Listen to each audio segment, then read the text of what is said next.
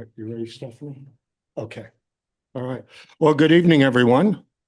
Welcome to the West Richland City Council meeting of July 16th, 2026. I'm a month ahead of myself. The June 16th, 2026 meeting, West Richland City Council. I'll call this meeting to order at 6:01 p.m. And before we get started, I'm going to ask our city clerk, Ms. Stephanie Howe, to read the hybrid meeting ground rules and then call roll for city council. All right, thank you, Mr. Mayor. Tonight's meeting will be held in person with a virtual meeting component. If you are participating virtually, please make sure the name shown at the bottom of your video view is the name you would like the mayor to use. You can change this by right-clicking on your video view and selecting Rename. Audience members present in the council chambers will be called upon first during public comment periods. Those participating remotely should virtually raise their hand if they wish to speak. To virtually raise your hand, click on Participants and then click on Raise Hand. If you are participating by phone only, press *9 to raise your hand. Please limit comments to 3 minutes. All right, roll call. Fred Brink. Here. Richard Bloom. Here. David Cole. Here. David Fetto. Here. Kate Moran. Present. John Smart. Present, coming in remotely. Ken Stoker. Here. And Councilmember Ritchie asked to be excused. He's traveling this week. Very well. Council, may I have a motion to excuse Councilmember Ritchie? I move to excuse Councilmember Ritchie. Second. Motion and second. All in favor, please say aye. Aye. Aye. Aye.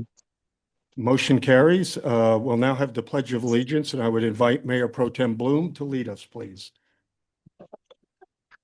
Pledge allegiance to the flag of the United States of America and to the republic for which it stands, one nation, under God, indivisible, with liberty and justice for all.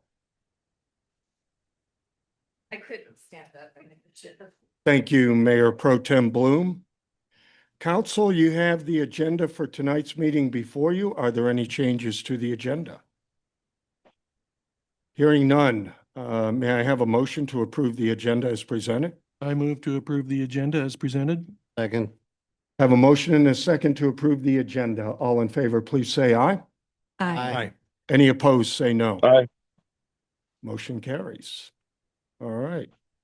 So we have a couple presentations tonight. The first is going to be a proclamation, which I will present on behalf of America 250 Month. And the proclamation is, whereas July 4th, 2026, the United States of America will celebrate the semi-quincentennial, the 250th anniversary of the signing of the Declaration of Independence. And whereas this milestone provides an opportunity to reflect on our nation's history and honor the contribution of all Americans and reaffirm the democratic ideals that define the United States. And whereas the Northwest Ordinance of 1787, followed by the Treaty of Paris in 1783, established a framework for territorial governance and the creation of new states, including what would become the state of Washington in 1889. And whereas the city of West Richland was officially incorporated as a city in 1955, and whereas the National Society Daughters of the American Revolution, founded in 1890, is a non-political women's service organization whose members are lineal descendants of the patriots of the American Revolution, with a local chapter known as the Columbia River Chapter, organized March 17, 1949. And whereas the Columbia River Chapter, National Society Daughters of the American Revolution, in partnership with the city of West Richland, honors those who achieved American independence and who have shaped and preserved our nation over the last 250 years. Now, therefore, I, Fred Brink, as mayor of West Richland, Washington, do hereby proclaim July 2026 as America 250 Month in the city of West Richland, and I encourage community members to commemorate America 250 by learning more about the history of the American Revolution and the enduring legacy of service that has shaped our nation. And we may have a representative from the Columbia River Daughters of American Revolution, Ms. Chris Chowder, here tonight. Are you present? All right, she is not here, so we will deliver this proclamation to her. Thank you. Next on the agenda, we have a presentation by National Park Ranger Becky Burkhart, representing the National Park Committee. I would welcome you to come to the podium, Becky. Thank you.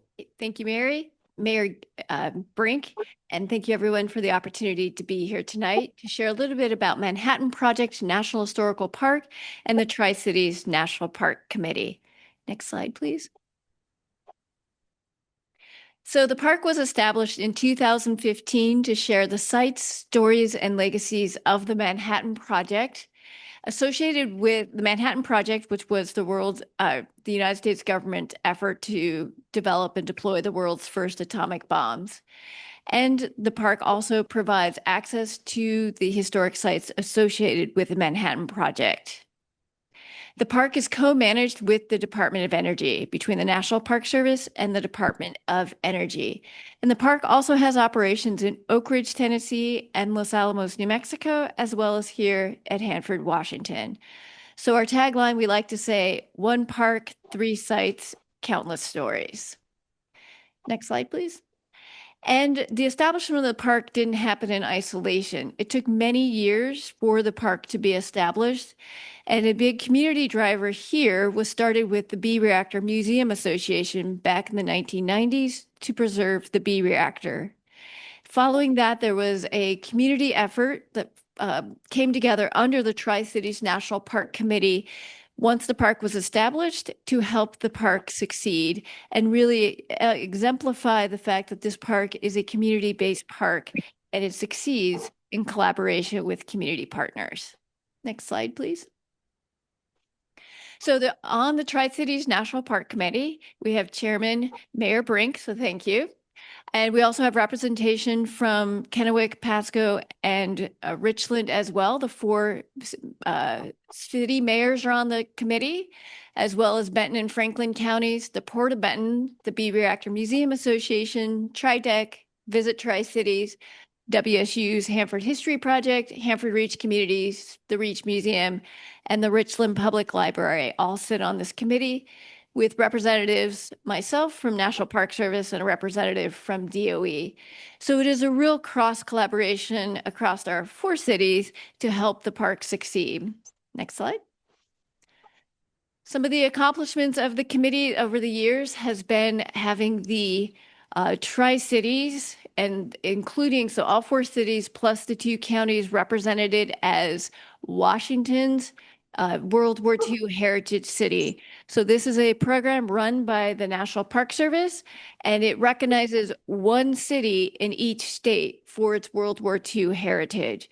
So the Tri-Cities National Park Committee put in an application, and that Tri-Cities was selected as the heritage city for the state of Washington. There's also been support with the National Archives, potential closure over in Seattle, and several other initiatives and working on collaboratively on grants to help with different projects as well. Next slide, please. So some of the goals for 2026 of the Tri-Cities National Park Committee is working on the grand reopening of the B reactor. It is currently closed for a major roof project, but we are planning for hopefully when the B reactor does open to have a big grand opening celebration. We're also working very closely, working together on promoting the Tri-Cities as the World War II heritage designation.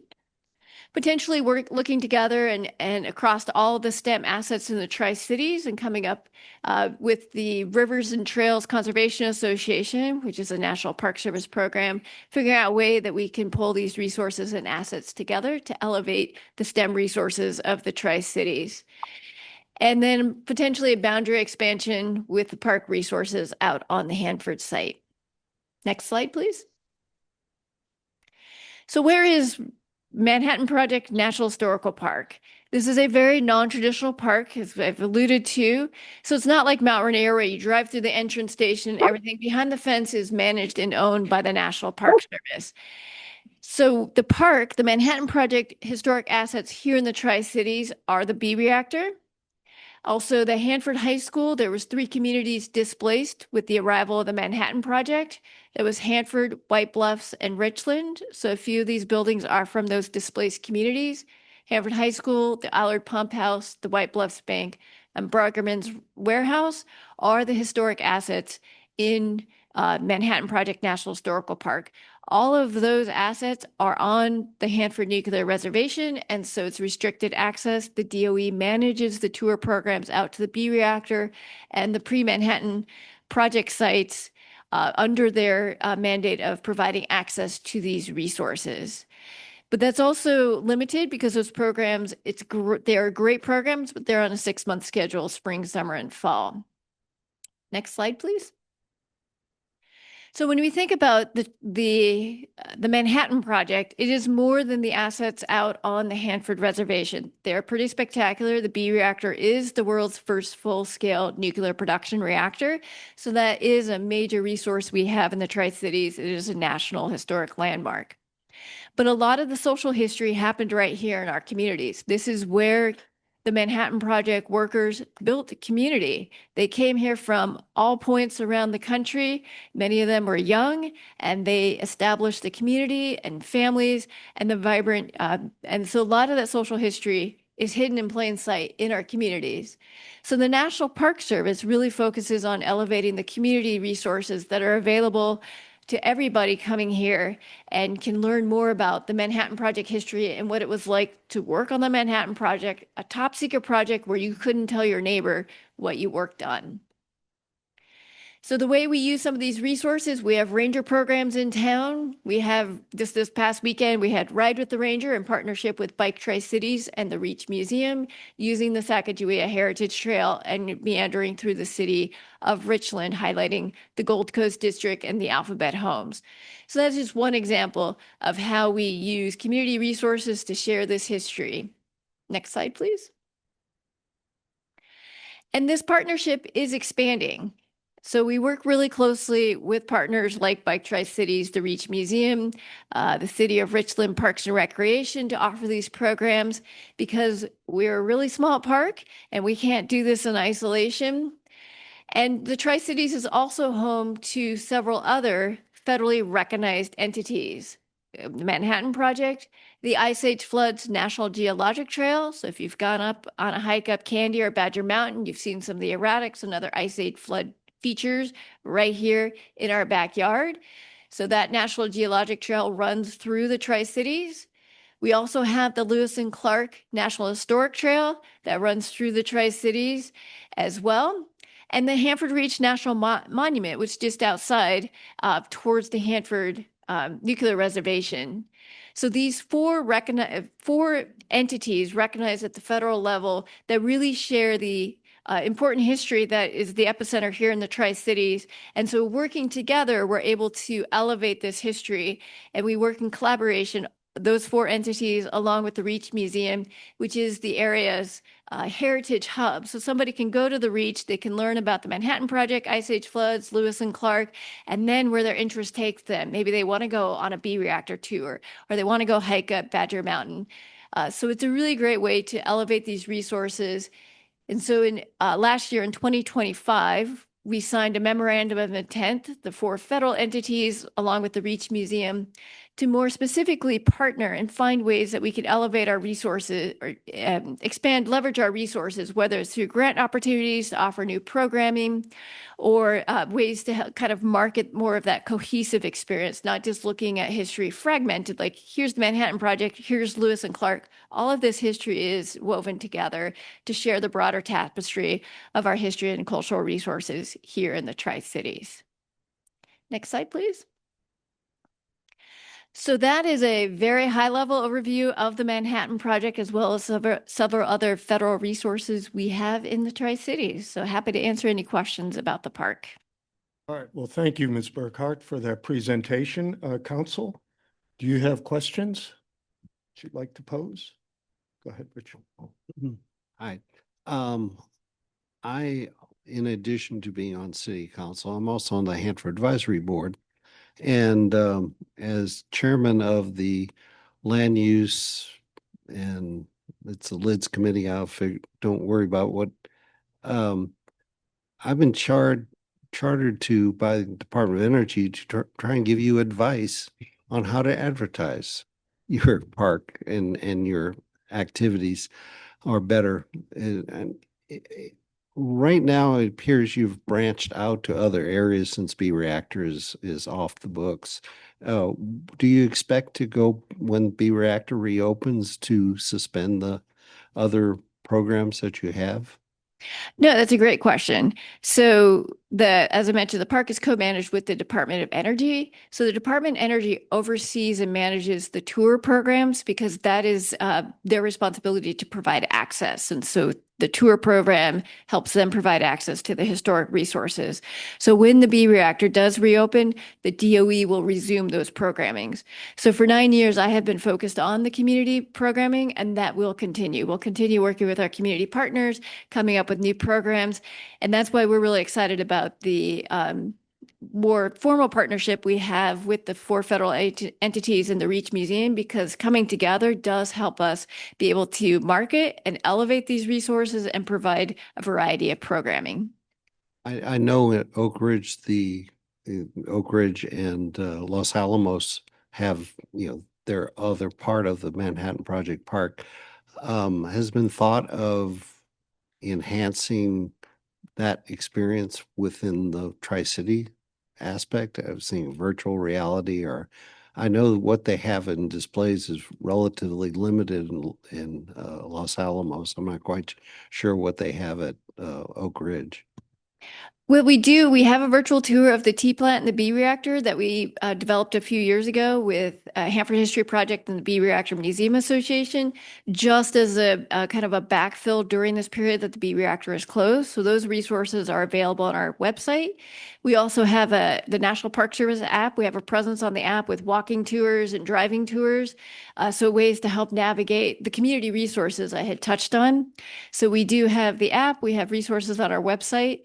Augmented reality is just now being rolled out on the app, and we're looking at some ways, particularly like on the Hanford site, to be able to show where the community of White Bluffs was. You could hold up your app and a picture of historic White Bluffs would come up. That's a few years down the line, but that technology is being rolled out. So those are some ways. And then we're also working with a committee here in the with Hanford History Project. The DOE and the National Park Service are working on developing new exhibits for the B reactor for its opening in a couple of years. Thank you. You're welcome. Councilmember Cole. Hey, Becky, thanks for talking to us. Is there a schedule date yet as to when B reactor is going to reopen for tours? No, I don't have that date, but it's for sure closed this year, potentially next year, the following year. That's still pretty nebulous. It is a large, complicated government project. So Any other questions from Councilmember Moran?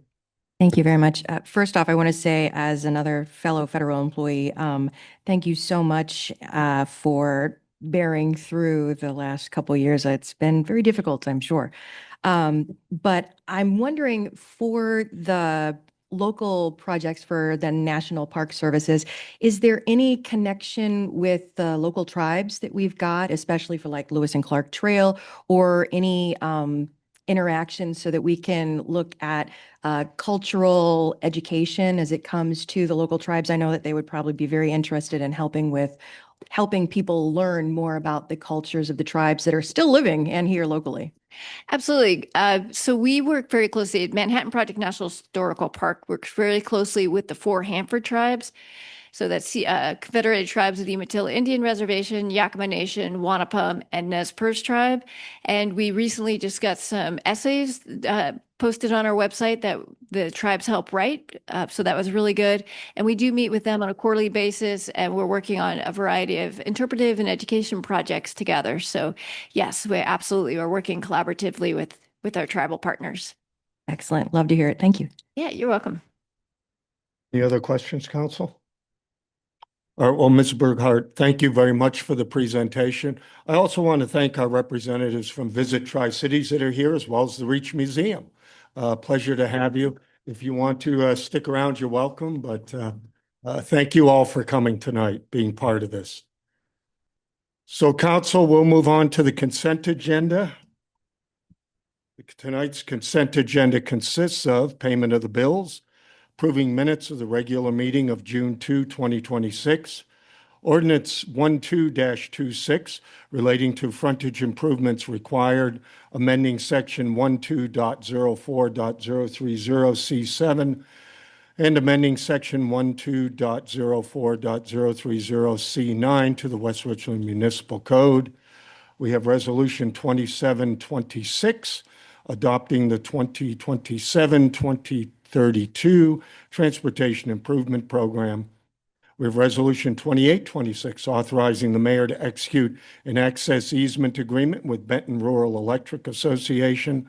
Resolution 2926 authorizing the mayor to execute a purchase and sale agreement with 7HA Family LLC regarding proposed children's museum site. We have resolution 30-26 authorizing mayor to sign addendum number 3 to the Metro Interlocal Agreement. Resolution 3126 relating to surplus equipment, wastewater treatment plant skid steer loader. Motion authorizing the mayor to execute addendum number 2 to lease agreement, Raceway Property, Friends of Red Mountain Event Center. Motion authorizing the mayor to execute amendment number 4 to the Washington State Department of Transportation participating agreement for State Route 224 Red Mountain Vicinity Improvement Project. And finally, the last one, authorizing the mayor to sign telecommunications system replacement contract with Structured.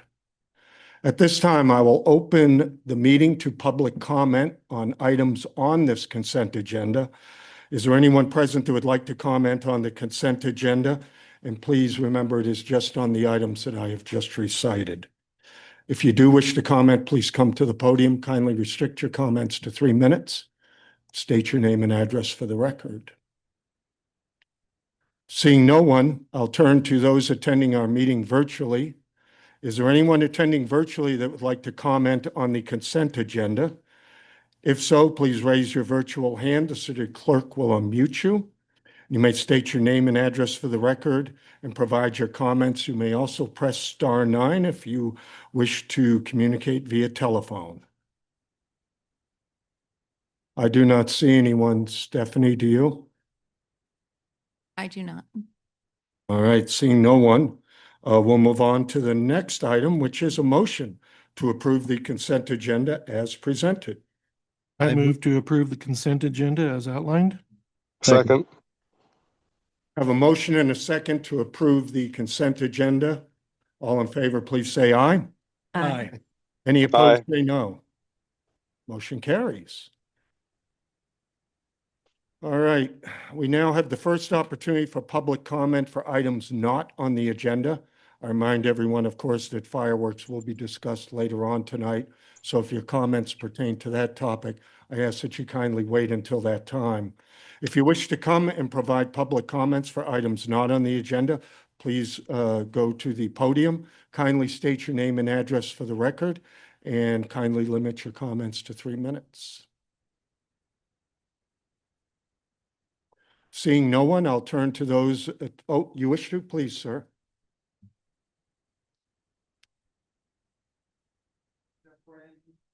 I'll wait till you get to the podium so you can. I live at 4712 Kendall Way, And what was your West name again, Richland. sir? Jeff Rang. Thank you. I've worked in IT for 25 years, and I've read a lot of articles about data centers and, with the AI boom, recently, a lot more information has come out on how it impacts the communities.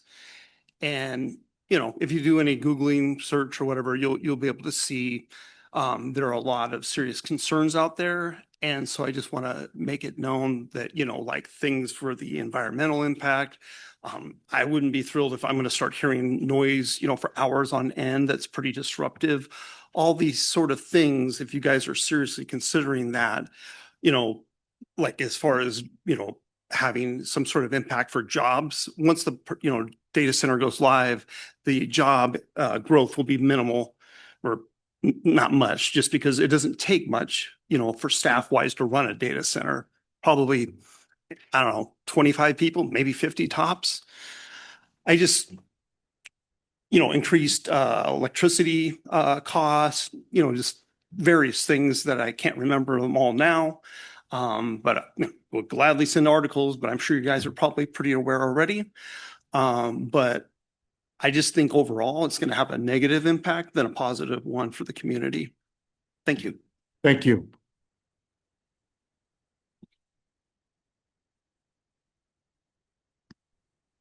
And I failed to mention beforehand too, that of course, council will not respond to questions that might be posed because this is not the time frame for a back and forth dialogue. Please go ahead.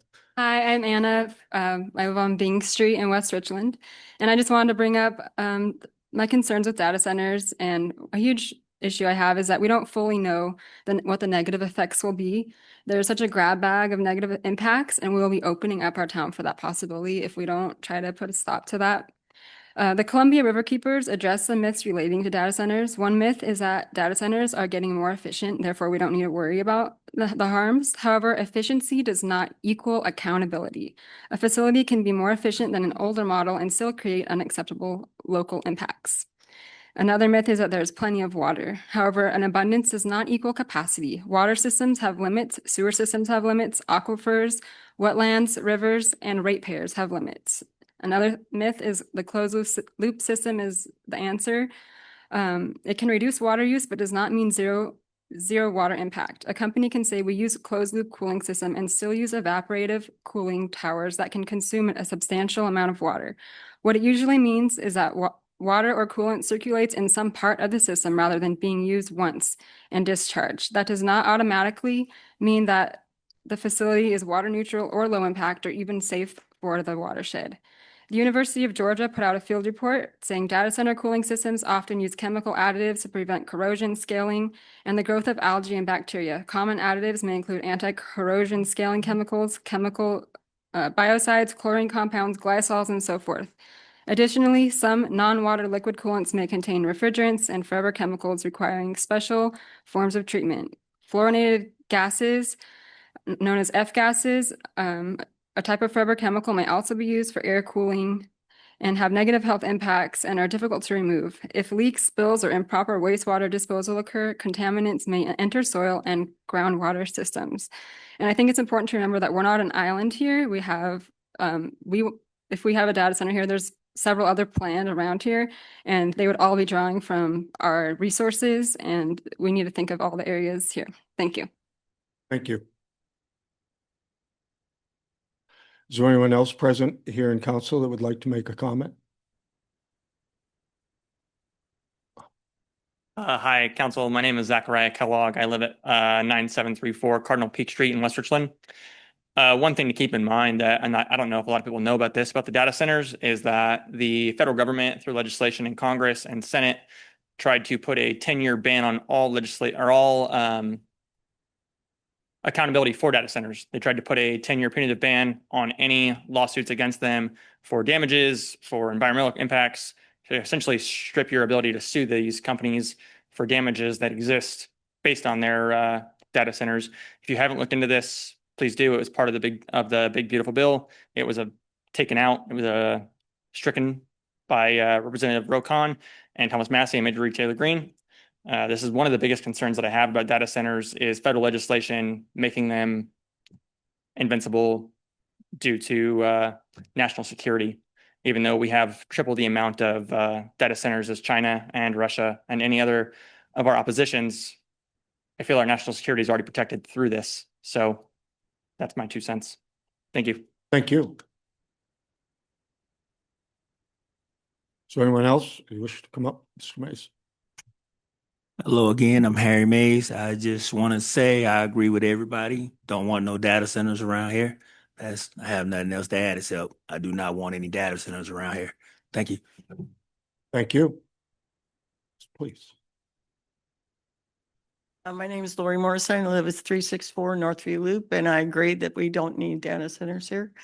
And there are a million reasons. Thank you. Is there anyone else present here that would like to make a comment? All right, I will move now to our virtual attendees. Once again, if you're attending virtually and would like to provide a comment, please raise your virtual hand. City Clerk will unmute you, and you will have 3 minutes to provide your comments. I ask once again that you kindly state your name and address for the record. You may also press *9 to raise your hand via telephone. And once again, just remind any individuals making comment that City Council will not respond to any questions posed.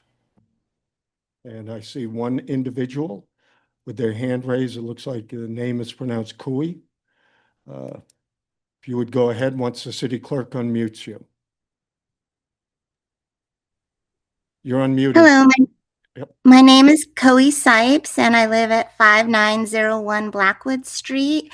I'm a recent transplant to West Richland, and one of the appeals to me was the beautiful outdoor spaces and the fact that data centers are being considered here is really disheartening. Being that I also worked in IT for 24 years, the amount of energy and resources that are needed to keep the systems cool is really alarming. And with all the studies going on about environmental impacts, light pollution, water damages, etc., I feel like if it's going to come here, it should come later, and we would have a whole lot of more information so that council could make better informed decisions rather than get them set up immediately. You know, that's all I have to say about this situation. All right, thank you. Is there anyone else attending virtually who would like to make a comment? I see no additional hands raised. Do you see any, Stephanie? I do not. All right. So we will move on to item 8, ordinances, resolutions, motions, and public hearings. First items 8A and B are a public hearing and a resolution regarding the utilities element goals and policies, 2026 update of the comprehensive plan. Public Works Director Roscoe Slade will present the staff report. Thank you, Mayor Brink. Council, before you is the goals and policies for the utility element as part of the 2026 update to our comprehensive plan. There's a few sections. You've seen the transportation element goals and policies last month. You'll see this as it comes forward in pieces so that you don't have a big document at the end of this year to adopt. It's on an 8-year cycle. The state legislature pushed this off from a June deadline to the end of this year, which both Eric and I are grateful because it wouldn't have happened by June. But we're going through the process to have it complete by the end of the year. So utility section is in front of you, the goals and policies. Our consultant, Merck, was tasked with going through and doing some cleanup from the 2017 goals and policies for utility. So in your packet is the original goals. You can see they're kind of not formatted very well. And so one of the tasks was to clearly set the goals, combine goals. There's a lot of redundancy. So they were able to combine goals and actually make sure each goal had a policy under it and did some wordsmithing and cleanup. This was provided to the council utility subcommittee. They did not have a chance to discuss it, but it was provided to them on June 8th. And that's Councilmember Cole, Councilmember Ritchie, and Councilmember Stoker. But again, it was handed out. We did not go through and discuss it. And then on June 11th, this went before the Planning Commission, where it was reviewed and discussed. There was an opportunity for public comments at that time, and no public comments were received during the Planning Commission. And Planning Commission recommended council approve the goals and policies as presented before you. So there's 5 goals with a number of policies underneath each one. I'm not going to go through and read them, but you have them before you. If you have any questions, please let us know. All right. Thank you, Director Slade. I will now open the public hearing on this matter at 6:35 p.m. We'll hear in-person comments on this topic and then virtual attendee comments. If you're in the audience here and would like to speak with regard to this topic, please come to the podium, state your name and address for the record, and kindly limit your comments to 3 minutes. Seeing no one here that wishes to provide comment, is there anyone attending virtually who would like to provide a comment? If so, I ask that you raise your virtual hand. City Clerk will unmute you and you will have 3 minutes to provide your comments. I kindly ask once again that you state your name and address for the record, and you may also press *9 to raise your hand via telephone. I do not see anyone attending virtually who's raised their hand. Do you see anyone, Stephanie? I do not see anyone, no. All right, then I will close the public hearing at 6:36 p.m. And at this point, I will ask council for a motion.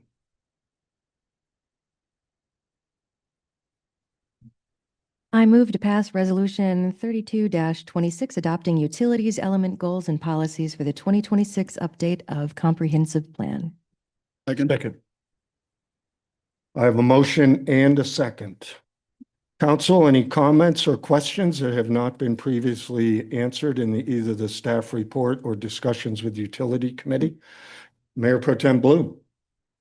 Well, Roscoe, I'm going to say it again. Soil amendment, soil amendment, soil amendment. It would,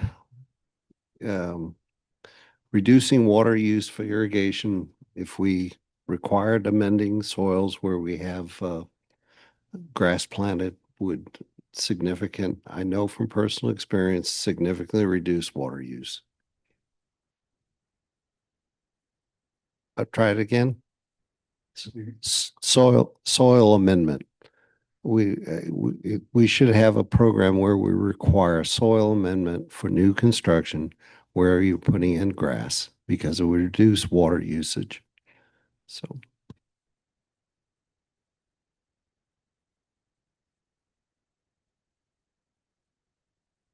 I think if you look at the goals and policies that would justify that, Councilman Bloom, adopting something through a ordinance or resolution in the future. I think that's consistent with what's being presented before you. Council, any other questions or comments?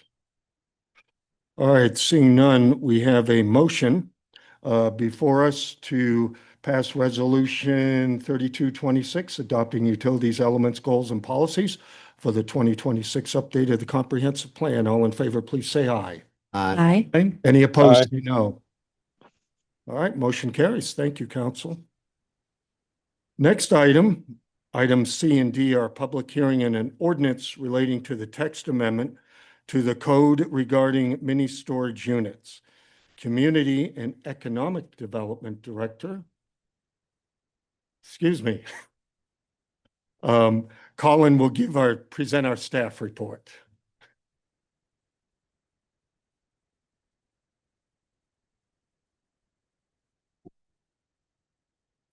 Good evening, Honorable Mayor and members of council. My name is Colin Cortez. I've been a city planner for almost 20 years, but I'm new to West Richland, been here about 4 months, having had the pleasure working with Director Eric Mendenhall. And this is the first time I've been able to present to you, beginning with the agenda item 8C and 8D, which is a West Richland Municipal Code legislative text amendment, TXT-0002-2026, about mini storage or self-storage development. The background is that a potential developer had expressed interest for an industrial zoned property, which is near Paradise Way and West Van Giesen Street. There's no particular application at the moment for any particular project or development. The City Council Community Development Subcommittee meeting had considered that the city should make mini storage permitted again in the city, and had advised staff on March 3rd to that effect. Staff had gone through a number of drafts of the amendment, and when the CD subcommittee met again on May 19th, it advised do pass on the amendment before you. More about the history of the amendment. Back in 2020, the Planning Commission and City Council at the time had come to the conclusion that mini storage complexes were to be looked down upon. Reasons and concerns were that they provided very sparse numbers of jobs. They were consuming prime commercial properties. And on top of that, at the time, there were already 5 such developments in town. And the developments that exist today still arguably look very harsh and were built on the cheap. And so with those concerns in mind, the council at the time had prohibited them. Conditions have changed. A developer is willing to develop and understands that the city wants to apply development standards and had suggested a number. And again, with City Council Community Development Subcommittee input and staff, the amendment before you would address all the concerns that had been raised in the past. What the amendment does is several things. First, regarding the objectives outlined for you in the staff report on the second page, A through F. What the amendment would do first is to restrict the allowance for mini storage to sites that are zoned light industrial, LI, and combined commercial light industrial, CLI zoning districts, which, as you can see on the map to your left in the shades of gray, are a relatively small area of the city. Second is that a major standard would be the minimum setback from a major thoroughfare, specifically an arterial road or collector road, would be a minimum of 250 feet. Again, the concern being that we would not want prime commercial frontage to be consumed by a use that does not have a lot of employment or generate a lot of sales tax. And the third item is that the development standards provide for buffering, screening, and transitioning mini storage developments along wherever they might abut residences. This involves deeper side and rear setbacks, screen walls, and landscaping, as well as making use of steep slope along property lines where it exists. There are also a few proposed development standards that are not limited to mini storage particularly, specifically to define categories of slope by steepness, as well as to define slope itself, which is not defined in the zoning ordinance at the moment, to restrict outdoor storage specifically, and specify that it has to be screened both from right-of-way and any adjacent residences. It also establishes aesthetic standards for freestanding walls, that is, for screen walls. The typical wall outcome would be like the one outside this very city hall that screens the public works yard along Belmont Boulevard. And lastly, it would require that if a driveway, such as a driveway for rental trucks or vehicles, is gated, that the gates had to be set back a minimum distance from right-of-way to accommodate a stopped vehicle. Regarding nonconformance, developments that don't conform with the zoning code as it is today because they were built back in the day. There's an existing chapter in the code that addresses that, and those mini storage complexes that exist today may continue to be allowed. They may operate as they do. It would only be if they choose to expand or redevelop in some way that the new standards would apply to them. In conclusion, reporting on the Planning Commission's opinion, the Planning Commission had held a public hearing last week on Thursday, and its recommendation is that the council approve Ordinance 13-26, amending WRMC Title 17 to allow mini storage as a permitted use within the LI and CLI zoning districts and to amend the development standards.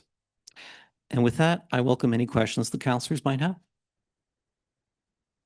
Thank you, Colin. We will have a public hearing first on this matter, so thank you. I will open the public hearing now at 6:44 p.m. We'll hear in-person comments on this topic and then virtual attendee comments. So once again, if you're here present tonight and would like to make a comment on this particular ordinance, please come to the podium, state your name and address for the record, and kindly limit your comments to 3 minutes. Seeing no one present that wishes to make a comment, I'll turn to our virtual attendees. Does anyone attending virtually who'd like to make a comment, please raise your virtual hand. City Clerk will unmute you, and you will have 3 minutes to provide your comments. Please state your name and city of residence for the record. You may also press *9 on your telephone. I see one hand raised, Ms. Gail Brown.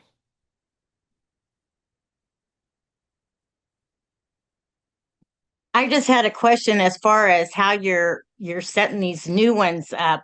What's kind of the building code? Because I know that one of the very last ones done before the city decided to ban them for a bit, they weren't even put on level ground. I mean, they were putting those pods in there, and that's down here. And this was a new one down here where you're talking about that look, pretty shabby, and they do. But this was just a few years ago. So I don't know what you're improving on that. Thanks. Thank you, Ms. Brown. Is there anyone else attending virtually that would like to make a comment? Seeing no one, I don't see anyone. Do you, Stephanie? I don't Oh, see anyone. all right. No. Seeing no one, I'll close the public hearing at 6:46 p.m. And council, I will ask for a motion.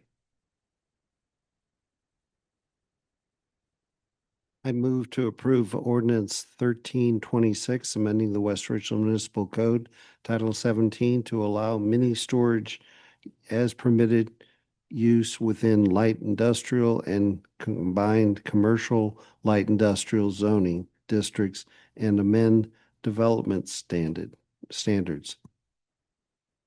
Second. I have a motion and a second. Council, any discussions or questions? All right, Councilmember Moran. Thank you very much. I'm wondering, when we talk about the requirement to be, hang on, where to go? The distance from the arterial, 200 feet setback. How big are the lots that are on the arterial? Who would answer that? Sorry, I don't know who to ask the question to. I'm just trying to figure out, I thought that we were still in agreement that we didn't want them to be at all on the arterials, that perhaps maybe back from the arterials, but I'm wondering, with the 250 foot, are there lots that are going to allow that are right on the arterials, or would those be further back from the arterials? The welcome answer is that thankfully lot size doesn't matter in this context, because whatever the arrangement of the lots or their size, the setback applies, period. So it's just simply that a new mini storage development can't be closer than 250 feet to a major road. And it's up to a developer to work with sites as they are or change lot lines if necessary to meet that standard. The idea with that was to create a 250-foot band where you could actually build a commercial retail or professional office building or whatever along the main frontage of the arterial or collector, but still have the ability to have a mini storage or whatnot behind that. And if you go down Argent and other locations within our community, you'll see where you have that commercial strip mall along the front, and then there'll be that mini storage facility back behind. They just won't be on the front in your face like some of these are. Okay, so I am terrible at estimating size based off of just imagining it. So is there anything like the distance from, I don't know, maybe The gas station is 200 feet deep. the gas station is 200 feet deep? Oh, okay.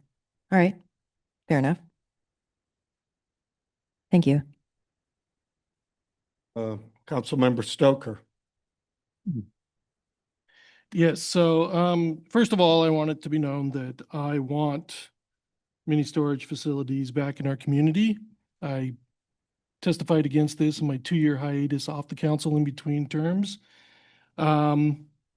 But we have gone from one page of standards, as it were, to now 10 pages in this. So there are many things there that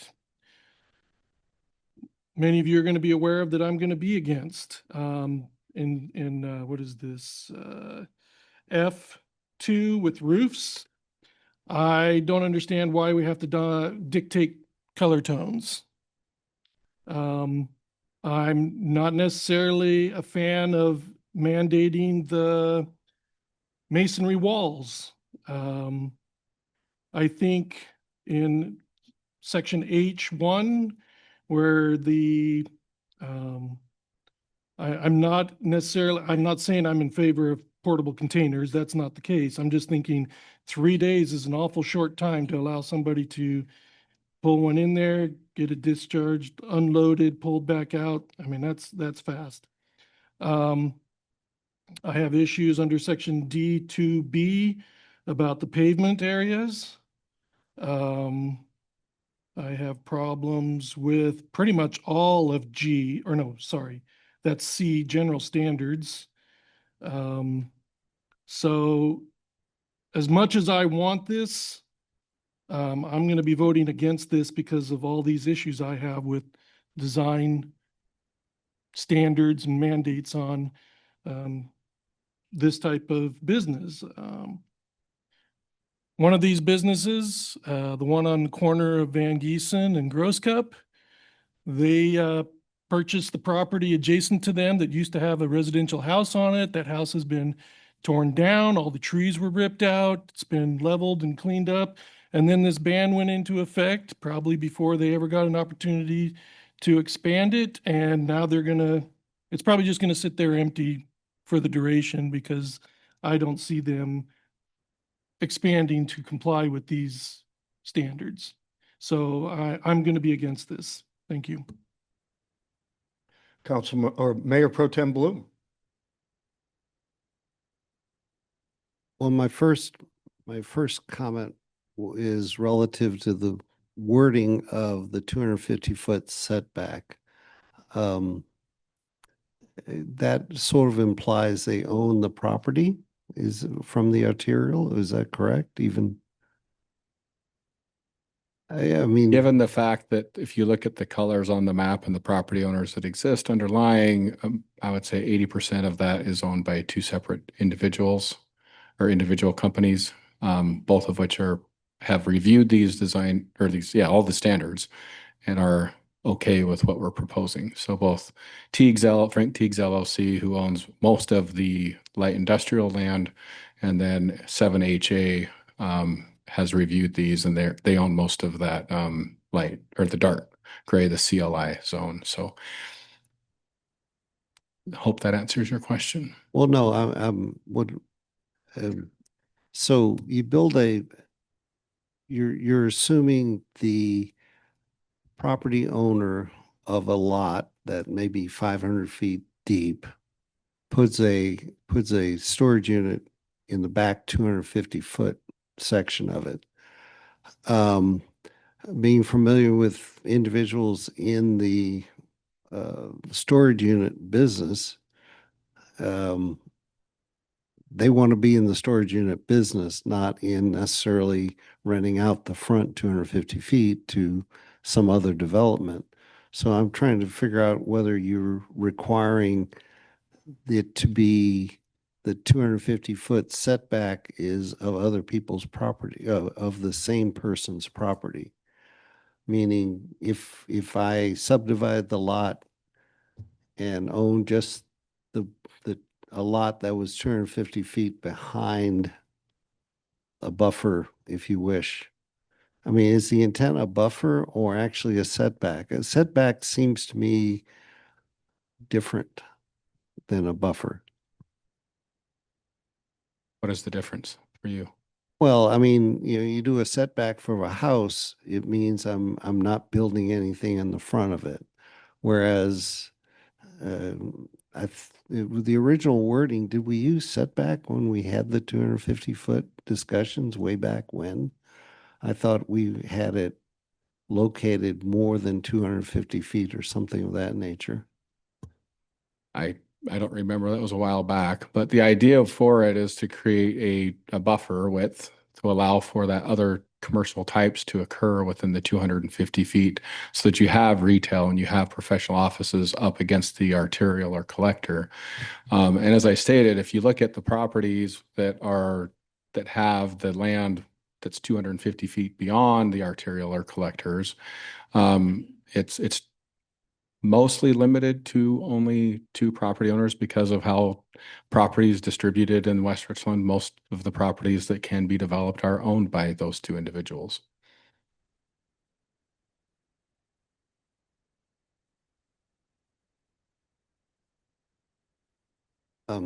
And I guess I look at I somewhat agree with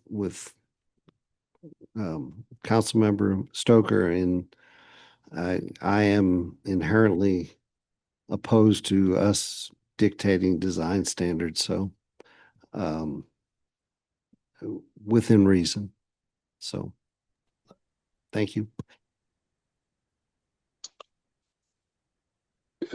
Is my hand up?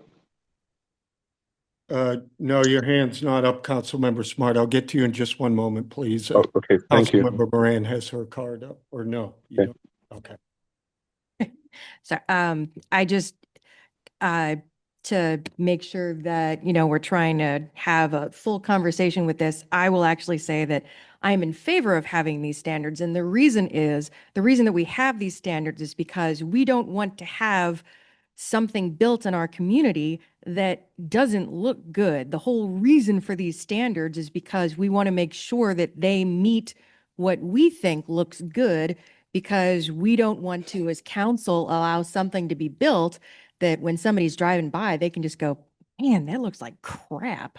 So this is our ability to make sure that we have our city looking good for the people that live here. So that's why I am in favor of this, because of the design standards that we have here. And I think it's important to have these design standards. Otherwise, pretty much anything can be built. And we've seen how that happens in some places. And there are some buildings that don't really look that great. And I'm sure that people can drive down even just Van Giesen and see some buildings that they look at and go, oh, that looks like crap. And that's the entrance to our city. So I am in favor of these design standards. All right, Councilmember Smart, go ahead, please. Yeah, I was just going to ask if it could be described, if the standards could be briefly described. And I believe when we talked about this in subcommittee, there's a clause about the buildings, the portion of the building that's viewable if it's not screened. Could one of you maybe enlighten the council on any of the details concerning the standards for the building versus the exposure to the public? Yes, I will ask community development staff to address that question.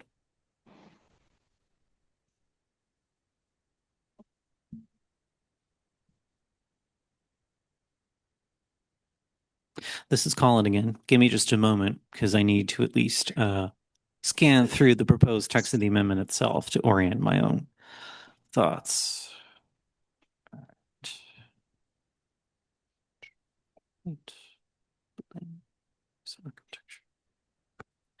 Okay, so here's my attempt at a summary. There's a small section that addresses minimum window area, but I will hasten to add that it applies only to multiple story buildings. And the director and myself believe that in this land market, we will not see a mini storage development that has any buildings that are more than a ground story.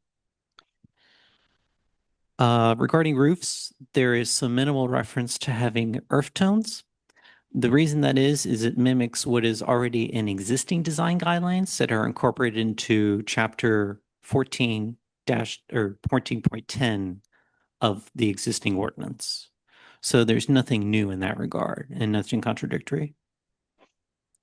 Most of the rest of the standards focus on aspects that are ancillary to buildings. So screening, walls, some brief mention of landscaping, but it's very light because most topics like landscaping and fencing are already generally regulated in the code today. So there's no change in that regard. Otherwise, what else is new is some limits on outdoor storage, which again is not really a building. It's more about operation of stuff. So stuff could be pods, portable storage containers, trailers, boxes, moving vans, that sort of stuff that you would not be surprised to see associated with the mini storage development. Right. Thank you for that, Colin. I wanted to, emphasize a couple of things for the council members that are against these standards. One is that what Colin said, the standards are not much, if any, beyond what are already required due to the previous vote that council made to apply standards to commercial buildings in our city, which I was not for, but this doesn't add too much extra to that. And what it does add, when it comes to roof color, my mind was changed on that when I realized that some of the locations for the mini storages were going to be below residential homes. And so if you want your residents not to have to look at a bright orange or bug juice green roof in the storage units that are maybe just several yards away from their home, then it sounded to me like requiring them to make them an earth tone color, made sense. It wasn't too difficult to achieve and probably would be done anyway, but again, just to keep, there from being a fluorescent orange roof that you get to there, or many acres of roofs, seemed like it was common sense to me that wasn't terribly onerous to put into code. So also there's a requirement for windows in the in the showroom area. But again, those are very similar, if not the same, to what we would require anyway under current code. So again, this isn't really adding much. I would agree with Councilmember Stoker and Bloom. I was never for making building design standards for anybody's private property, including businesses, but that ship already sailed. And I don't think this really reinforces it that much, but it does acknowledge it. So again, I have similar sentiments, but we are already there as a city of West Richland as far as commercial building standards, and I don't know how to back out of that. Hopefully, it'll work out. Those are my ideas on this. So I didn't see anything. Just to summarize, I didn't see anything too onerous. Seemed to be pretty congruent with what we already have to have our businesses comply with, and the property owners who are interested in building mini storages were fully supportive of these. So, as reported by our community development folks. So those are just some thoughts. Thank you. Thank you, Councilmember Smart. Councilmember Stoker, you have additional comments? Yeah, just one more comment that came to mind, well, it reminded me of what I was thinking of before, but I'm sorry, but we are a community that I thought was very welcoming, and these kind of standards to me seem very elitist. Even though maybe we do have them on our books right now, I was against them before. I think those were passed though when I was in my hiatus for 2 years. I'm still against them now, so I'm still going to vote against this. I mean, we're talking about, you have to have piers and pillars on these masonry walls. You have to have mixed colors. If it's an all gray wall, you have to have another band of a color in there. The one that's on bombing range, I believe, doesn't conform with the code, because according to this, that second color band has to be at the bottom and that band's at the top. So, I mean, I really struggle with the things that we make our businesses jump through just to get here and provide services for our community members. I'm sorry. And so I'm against this, and I will be forever against this, and I'm going to vote no. Thank you, Councilmember Stoker. Seeing no other comments, Council, we have a motion on the table to approve Ordinance 13-26, amending West Richland Municipal Code Title 17 to allow mini storage as a permitted use within the light industrial and combined commercial light industrial zoning districts, and to amend development standards. All in favor, please say aye. Aye. Aye. Any opposed, Aye. say no. Nay. I'd wish to abstain. On what basis, Councilmember Bloom? Don't feel comfortable voting for or against this. I don't think you have that option. Then nay.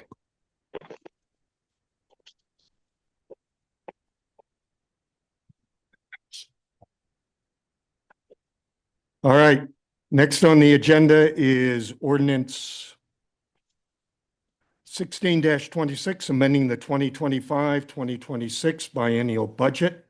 Item 8E is an ordinance amending the 2025-2026 biennial budget. Finance Director Erin Gwynn will present the staff report. Thank you, Mayor Brink. Good evening, council, citizens. This evening, I'm presenting the 8th budget amendment of the 25-26 biennial budget. This budget amendment affects 6 funds. In the 001 General Fund, this amendment addresses 2 items. The first is for an amendment to the agreement with Burke Consulting. We're increasing appropriations in the amount of $106,720 for additional support for the comprehensive plan update. We are also recognizing the same amount of revenue as a transfer in from the Cumulative Reserve Fund 002 to cover the increase. The second item is for a grant from Washington State Department of Commerce, Climate Planning Grant. This amendment recognizes grant revenue in the amount of $19,866. In the 002 Cumulative Reserve Fund, this amendment recognizes $1,012,000 for the sale of properties in the Belmont Business District and appropriates $50,522 in closing costs associated with the sales. This amendment also appropriates $4,000 for professional services for an economic development video promoting the Belmont Business District properties. Also in Fund 002 is an appropriation in the amount of $106,720 as a transfer out to the general fund 001 for that Burke contract. This amendment also decreases appropriations in the amount of $650,000 that had been intended for the VA cemetery land purchase. In Fund 301, REIT 1 Fund, the amendment reduces revenue as well as appropriations in the amount of $1,788,000 for the State Route 224 Red Mountain Transportation Improvement Project as a result of favorable construction bids. In Fund 401, Water Sewer Operating Fund, this amendment recognizes revenue in the amount of $1,300,000 as a transfer in from the Fund 441 Water System Development Fund. Also in Fund 401, there are several additional appropriations as follows. $67,918 for the Quad City Water Right Reporting Contract with RH2 Engineering. $1,097,225 for a water SCADA system. $563,733 for the sewer SCADA system. $26,000 for well 7 and 9 water variable frequency drives. And $49,515 for emergency repairs to the sewer access roadway. In Fund 441, the Water System Development Fund, this amendment appropriates a transfer out to the Water Sewer Operating Fund in the amount of $1,300,000. And finally, in Fund 442, Sewer System Development Fund, this amendment appropriates an additional $33,500 for JUB Engineers Contract Amendment 4 for the General Sewer Plan. Staff recommends passing the attached ordinance for the budget amendment. This amendment authorizes an increase in the 2025-2026 appropriations in the amount of $967,883 and recognizes an increase in resources in the amount of $650,586, bringing the total revised budget to $681,681,681. All right. Thank you, Finance Director Gwynn. I'll now hear public comments on this topic and then virtual attendee comments. If there is anyone here tonight like to make a comment on this proposed change to the budget, please come to the podium, state your name and address for the record, and kindly limit your comments to 3 minutes.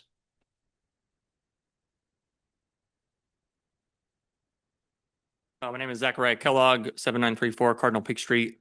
I have a question about the procedures for the previous proposal that was covered. That topic's closed right now. I could Will probably it be address open it again at the after. end? You can make a public comment at the end.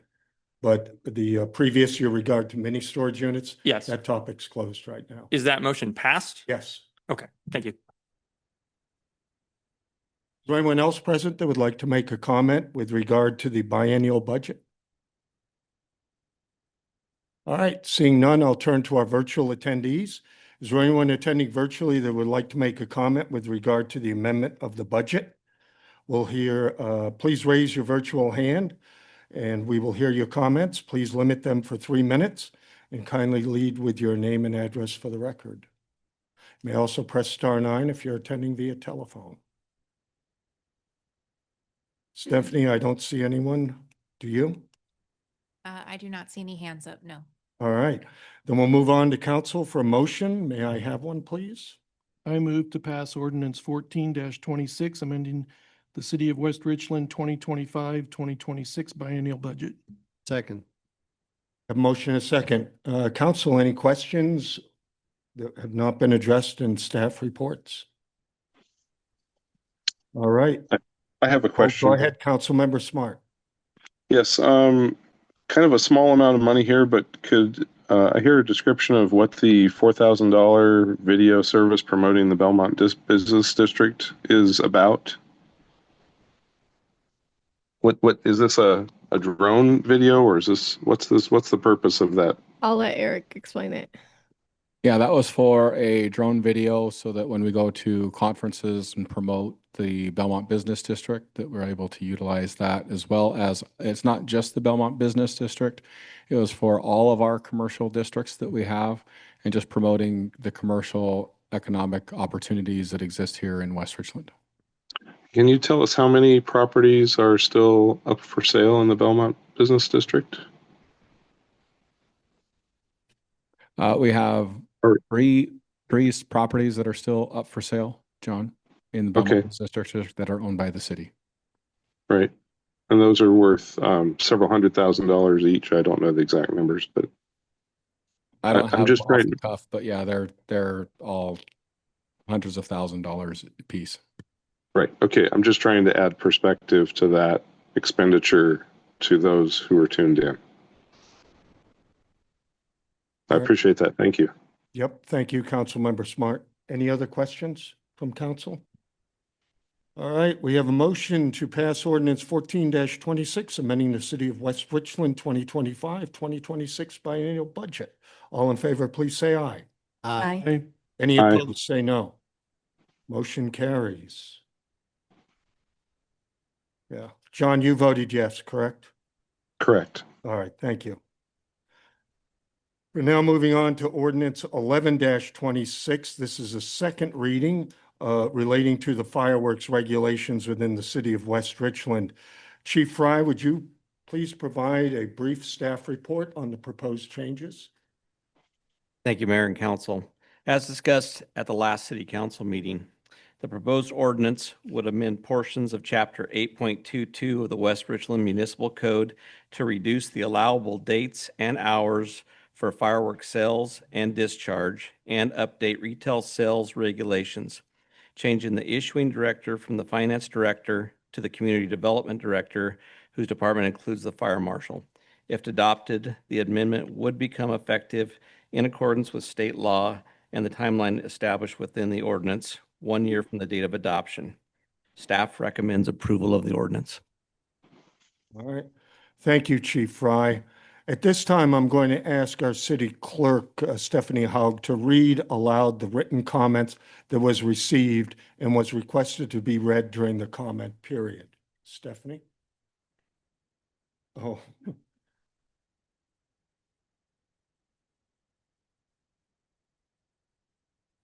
All right, thank you. West Richland City Council members and mayor, I am requesting that as the 4th of July approaches, you take into very serious consideration our current fire dangers in regards to banning aerial fireworks.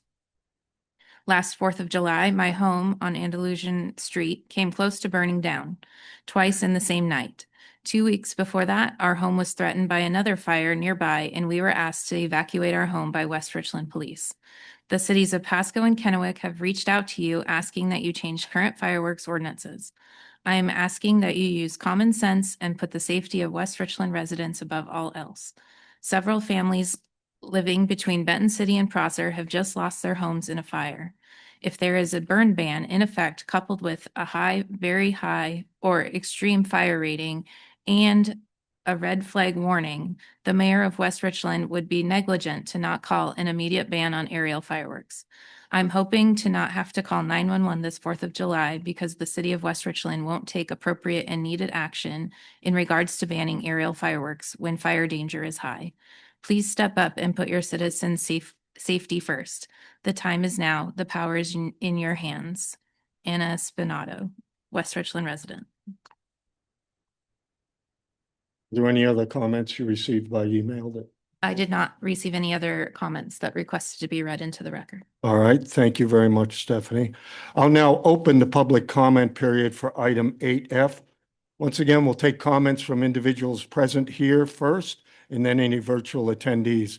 And I kindly request that you come to the podium, state your name and address for the record, and please limit your comments to 3 minutes. If I may make one other suggestion too, if a previous speaker has already expressed comments that you agree with or concerns that they shared that you agree with, you don't necessarily have to repeat those comments. You're welcome to just say, I agree with the previous speaker and so forth. This will help give everyone the opportunity to speak. But if you wish to speak further, you have 3 minutes to do so. Please. My name is Kathleen Aaron Royts. I live at 107 North 68th Avenue. I very much agree with the last person and really the point I wanted to make. I was here at the agenda meeting where we were discussing the fireworks. And one of the things that was left off was the aerials being banned. And it seemed to me that was the most important of all the different choices to really make things safer. And I do remember hearing certain members talking about how safety wasn't the responsibility of the city council. And I would like to point out that both on the vision statement and the mission statement, the word safe is on there. It is your responsibility to keep the city safe. And with the fires we just had in Prosser, I'm terrified that's going to happen here. And I've already had trouble getting homeowners insurance for my home because of the area that we are in, being high wind and desert. So are we going to wait till we can't insure our homes, or we can't put out a fire because the other cities will not come and help us? That's all I have to say. Thank you. Please. Hello, I'm Rose Johnson, 3965 Curtis Drive here in West Richland, not far up the road. And I was going to point that vision sign out as well as the mission sign. But in addition to that, the phrase entitled to a safe and peaceful home stems from two distinct foundations. The foundation legal concept of covenant of quiet enjoyment found in property law, and the broader international human right to adequate housing established by the human nations. I could go on, but I won't. I'll just tell you what happened to us last year. We love fireworks. We celebrated them for years with our kids, but not the way West Richland does it. It's very unsafe. We could not even walk out our front door without getting showered with falling debris. At 11 o'clock on July 4th last year, one last check to make sure that nothing was burning in the yard because we'd had plenty of little fires in our yard. I've watched the debris fall on our grapevine and ignite it. So my husband and I, and we're in our 70s, are out there with buckets of water and a garden hose trying to put it out because the fire department was overwhelmed with calls and could not get to them all. We watched the side of Candy Mountain burning next to the houses up there. This isn't fun anymore. This isn't safe for our environment. You listen to us. We want to be safe where we live. If you can't make it safe, we will be forced to move out of West Richland. We can't even go on vacation for fear our house will burn down. I filled a 5-gallon bucket with my husband's help from the roof of our home last year. I planned on bringing it, but got sick of looking at it. So anyways, we're begging you to please consider limiting these illegal aerial fireworks. I guess all of them are not illegal, but the aerials are just too dangerous. We live in a desert with high winds. And last year it was 40-mile-an-hour winds. It was terrible last year. And this year we're 44% of water capacity. And everyone goes, well, turn your water on. We can't. We have no water pressure. So what's going to happen to us this year? Are we facing a lot of lawsuits coming your way if you don't do anything to stop this? Please help us. We're the citizens here. We want to be safe. Yeah, I would. Please, if you wish to make public comment, just come up to the podium and state it. That's all. Is there anyone else that wish? Yep, please. My name's Debbie Lancaster and I live at 6796 Pyrite Court. And I agree with this lady 100%. Thank you. Jackie Brang, 4712 Kendall Way. Agree, totally. Thank you.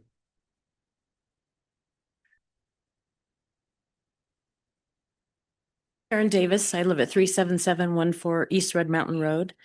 I have concerns about the fireworks because I did have a 4-acre fire on my property due to the neighbors in 2013. Hence, I have joined the Benton Franklin County Fire District number 4 as logistic support.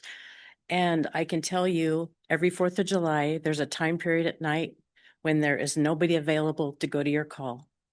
Kennewick's got to come, Richland, or it's going to be a delayed response, but we just don't have the help for the amount of fires that we're having now. That's my concern. Thank you.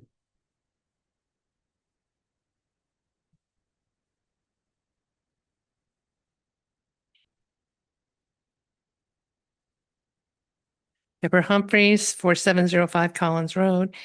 We have the perfect opportunity to make West Richland a safer community tonight. And I would be more than happy and willing to volunteer to help make our 4th of July a great celebration for all of us in West Richland so we can enjoy. And it doesn't have to be bombarded with fireworks. We can have a nice celebration. So please vote yes on the revisions that are proposed. Thank you. Thank you. Please, if you can, Mr. Humphreys, come to the podium, please. Yes, sir. Bob Humphreys. I live at the bottom of Collins Hill. There are buildings burning in Hermiston this afternoon. We saw what happened up on the old Inland Empire Highway.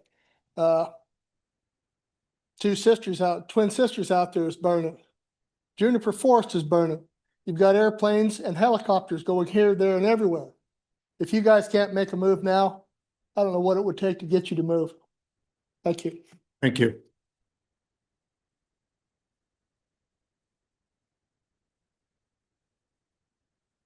Anna Stoker. I live at 340 Glen Hill Avenue. Bear with me. This might not sound like fireworks. Just bear with me.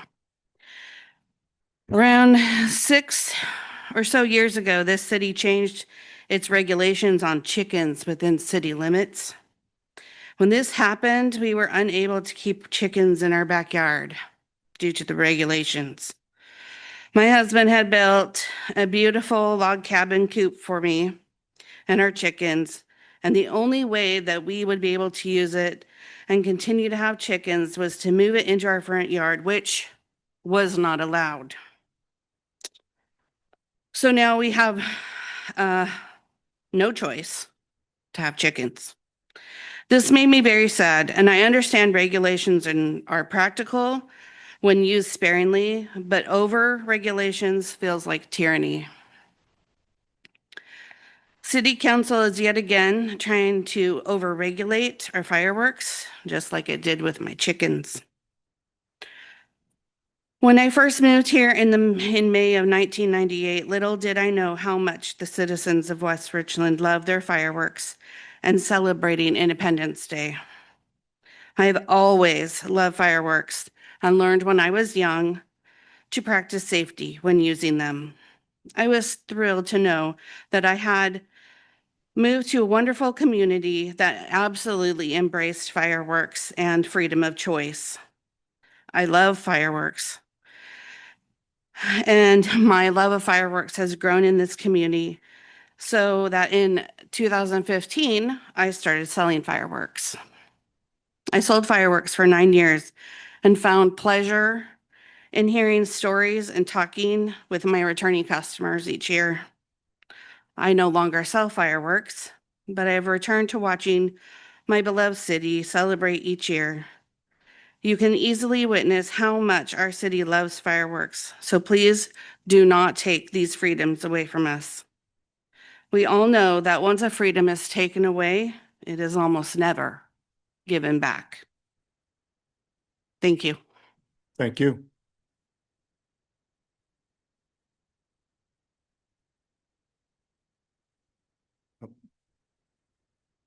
Hi, my name is Teresa Carson, and I'm actually from Benton City. But I do come to my friends here in West Richland to enjoy fireworks. The fires that are going on right now are not caused by the fireworks. Yes, the firemen are out there working hard.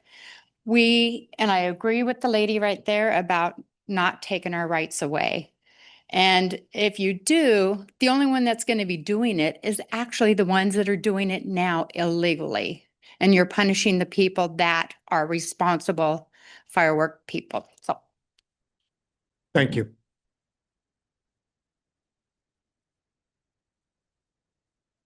Good evening, council and citizens of West Richland.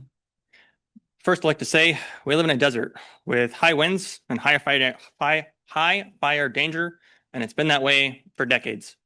It's no news to anybody. There's been fires around here forever. None of the active fires in our area have anything to do with fireworks. There are firemen that are fighting it that are activated from the state and local communities around, and there are enough firemen to fight these fires. If we need help, we'll call from other states to come and help us, just as we do to them when they have larger fires, just as we went to help California in the Paradise fires. They do the same for us. I oppose this ban, and I want to talk to you about the history of fireworks and their importance in the United States. We have an established precedent in our country, established by our founding fathers. The precedent I'd like to talk to you about tonight is a letter from our founding father and former president, John Adams. On July 3rd of 1776, John Adams wrote in a letter to his wife that the commemoration of American independence ought to be solemnized with pomp and parade, with shoes, games, sports, guns, bells, bonfires, and illuminations from one end of this continent to the other from this time forward forevermore. Those are his words, forevermore. It was his sincere conviction that liberty demanded visible, joyful expression. The very next year, on July 4th, 1777, the first official Independence Day celebrations took place in the city of Philadelphia, and that tradition has been kept alive in this country for 249 years by ordinary Americans. And this amendment asks us to give up that freedom, the freedom to celebrate our freedom. Restrictions on freedom isn't in line with one of our country's most basic principles, land of the free. It's unnecessary governance, and what else will they ask us to give up next? And when is enough enough? The people of this city are very much capable of celebrating responsibly, and a ban on fireworks won't stop those that are irresponsible from being irresponsible and lighting fires. Americans are loud and proud of who we are, and we will always be loud and proud of who we are. Vote no, protect our freedoms, and let the fireworks fly. Thank you. Thank you.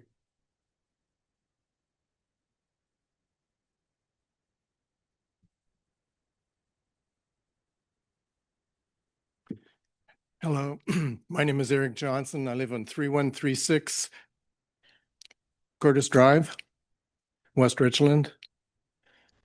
And I'm very much in favor of putting some controls on the fireworks. It isn't that we would like to have fireworks taken away or have fireworks disbanded. We would just like to see it done responsibly.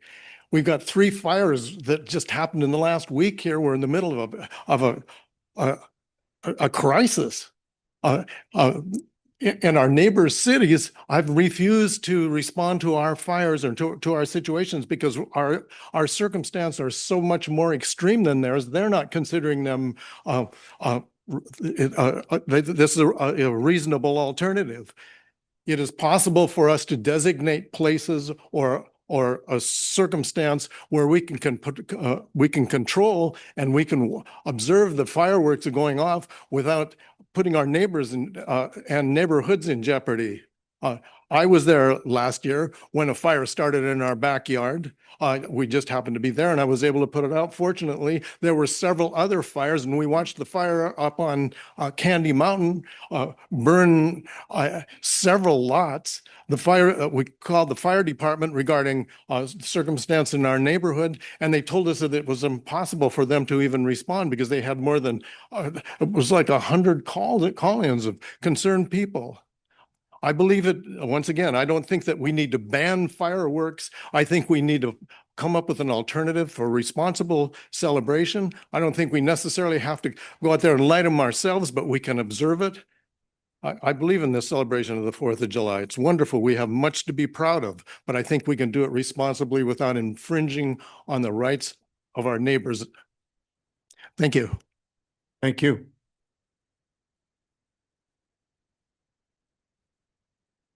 Mike Long, 5446 Fern Loop. I'm against this ban. I've lived out here for about 25, 30 years. Heck, I can't remember. I got CRS, can't remember stuff. On a positive note, Mariners are not losing, they're tied. I agree with some of the stuff that gentleman over there said. Mike, I have a question. If you pass this tonight, when does the ban take effect? Sir, 1 year? Yeah, we cannot answer questions. Okay, I thought I heard Yeah, 1 year. You did hear 1 year. Okay. Because I know there are some like nonprofits and church people that sell those fireworks. They predict they're gonna sell stuff the next year that help, communities. And they buy fireworks in anticipation of that. And then if they get stuck with it, if you were gonna ban it this year, but if you banned it, you banned it. But I've been out here when we weren't allowed to do it and it was done. I mean, there was fireworks everywhere. I've been out here. I won't confirm or deny whether or not I did it, but it'll still happen. I'm telling you, but people need to be responsible. Our whole neighborhood would get involved. Everybody had their hoses out. We made sure we wetted down our yards good, had everything, you got to be responsible. It's with anything. I'm also a Second Amendment person. You don't take away rights because once they're gone, they are gone. Right? Use it responsibly, follow the laws. The more laws you make, though, you're just making criminals out of basically good people. I'm against this ordinance. Thank you.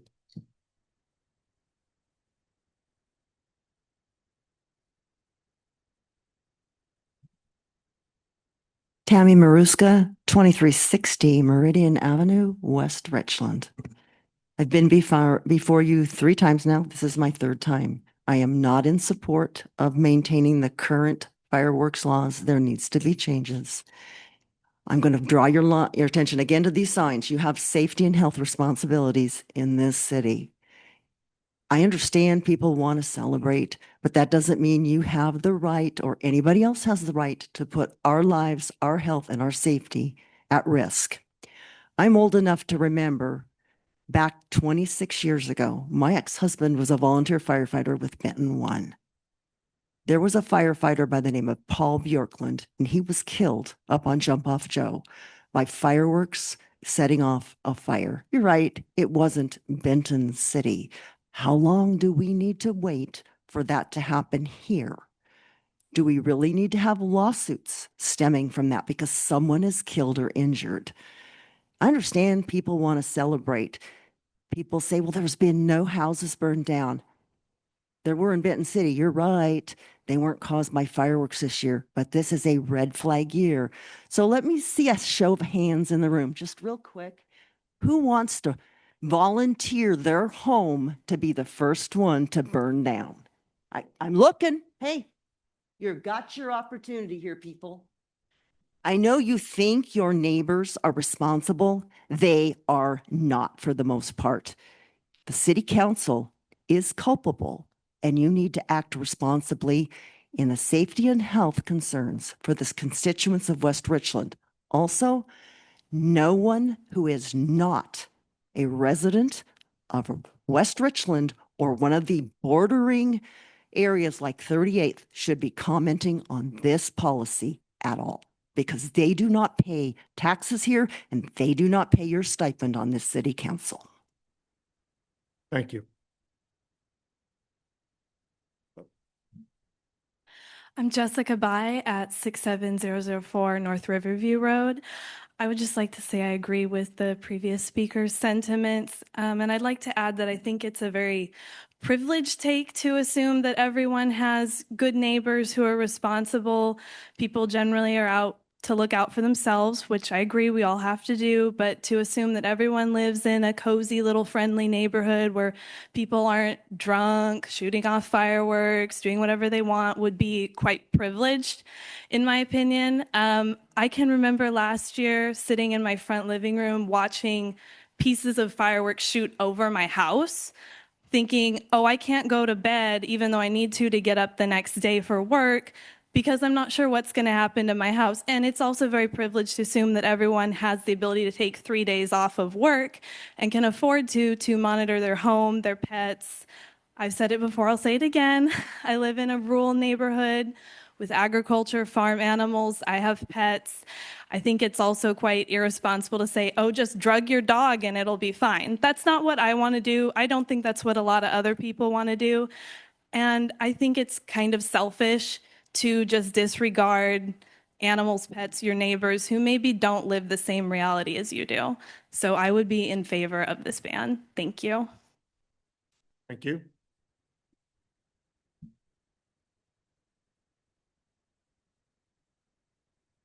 Okay, I just wanted to say I'm not in favor of the ban. Please introduce yourself. My name Would is say- Dan Youngs, 811 Snow Avenue, Richland, Washington. I'm not in favor of this ban at all. One of the reasons why is it hasn't been put together good. You know, we still don't know how many permits are going to be issued, how they're going to be issued. None of this is in your change in the law. You're making adding this to the WRC right now, but it's not clear how it's going to go. So you're voting on something that you don't even know the end product yet.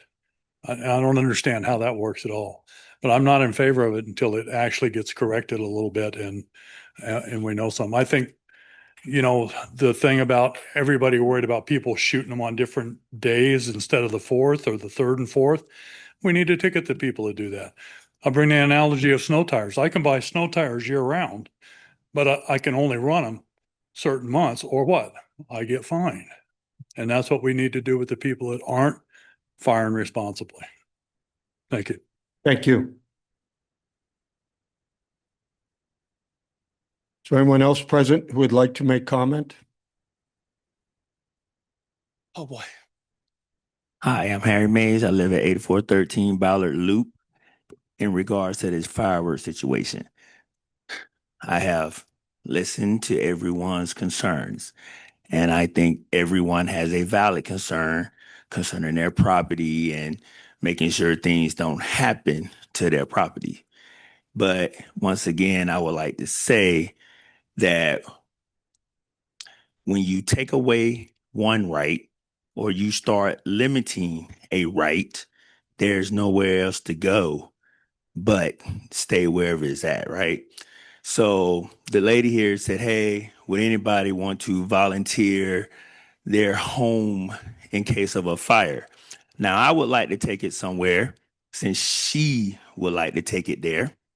That's like, might as well ban firearms. And I don't think nobody in here would like to ban a firearm, because would anybody like to volunteer to be shot? I don't see anybody raising hands or anything like that. So I would assume when you own a firearm, you should be responsible for your firearms. And we have laws already. And just to also take another step forward with firearms, where there are places that have restrictive laws against firearms, we have the worst crimes. So to do anything saying that we don't want these fireworks or try to limit them as such will only make it much worse. And thank you. Have a good night. Thank you.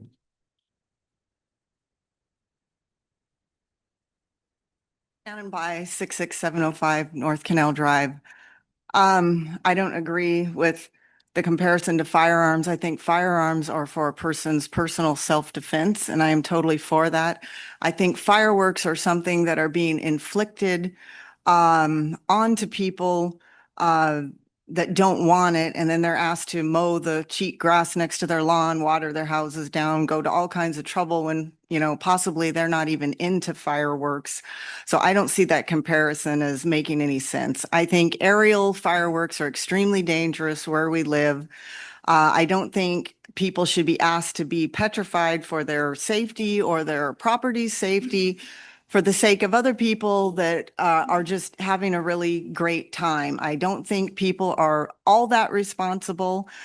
I think a lot of people are drunk on the 4th of July. I think a lot of people don't care about other people's property.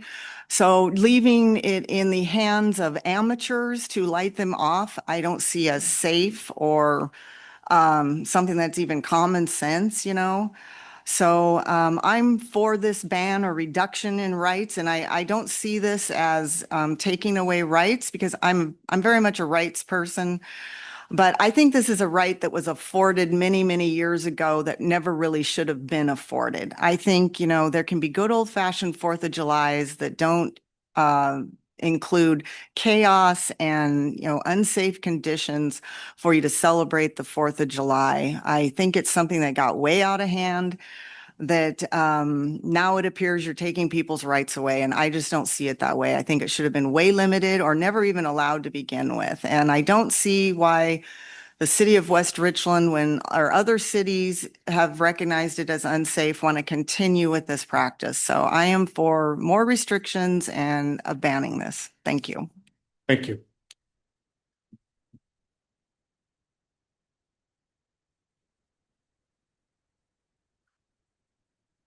Hello, my name is Bailey Kellogg. I live at 7934 Cardinal Peak Street. In July of 2023, my husband and I lived in Kennewick and witnessed a residential structure fire from fireworks. The fireworks were deployed under high wind conditions and improperly maintained grounds. They had very large or tall overgrown grass, and Kennewick is currently they currently have a ban against fireworks. I don't believe that banning fireworks in West Richland is the answer. I've witnessed fires all over Yakima County, Umatilla County, Columbia Basin, from the various places that I've lived. And we live in a desert, and the unfortunate fact of living in a desert is that fires will happen. I am for volunteering to help maintain grounds, for educating people on how to safely use fireworks. But I don't believe that banning fireworks here is the answer for a safe community. Thank you.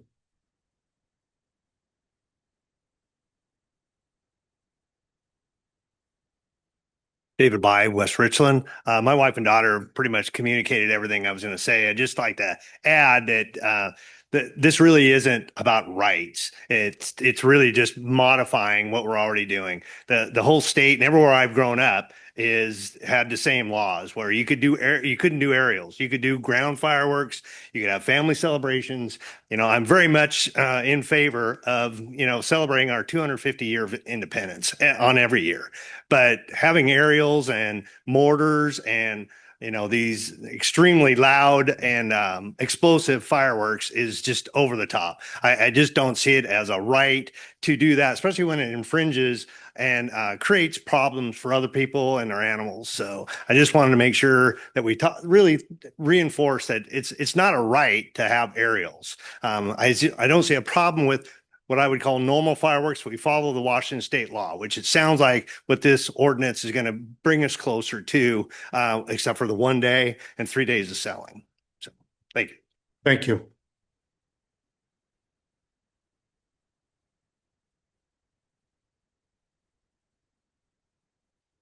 I'm Jarrett Glacy from Moses Lake. We do business here in West Richland.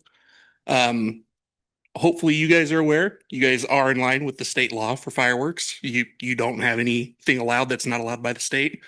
I am opposed to this ban. We have seen this benefit a lot of people who we work with here in the town. We are fireworks wholesalers. As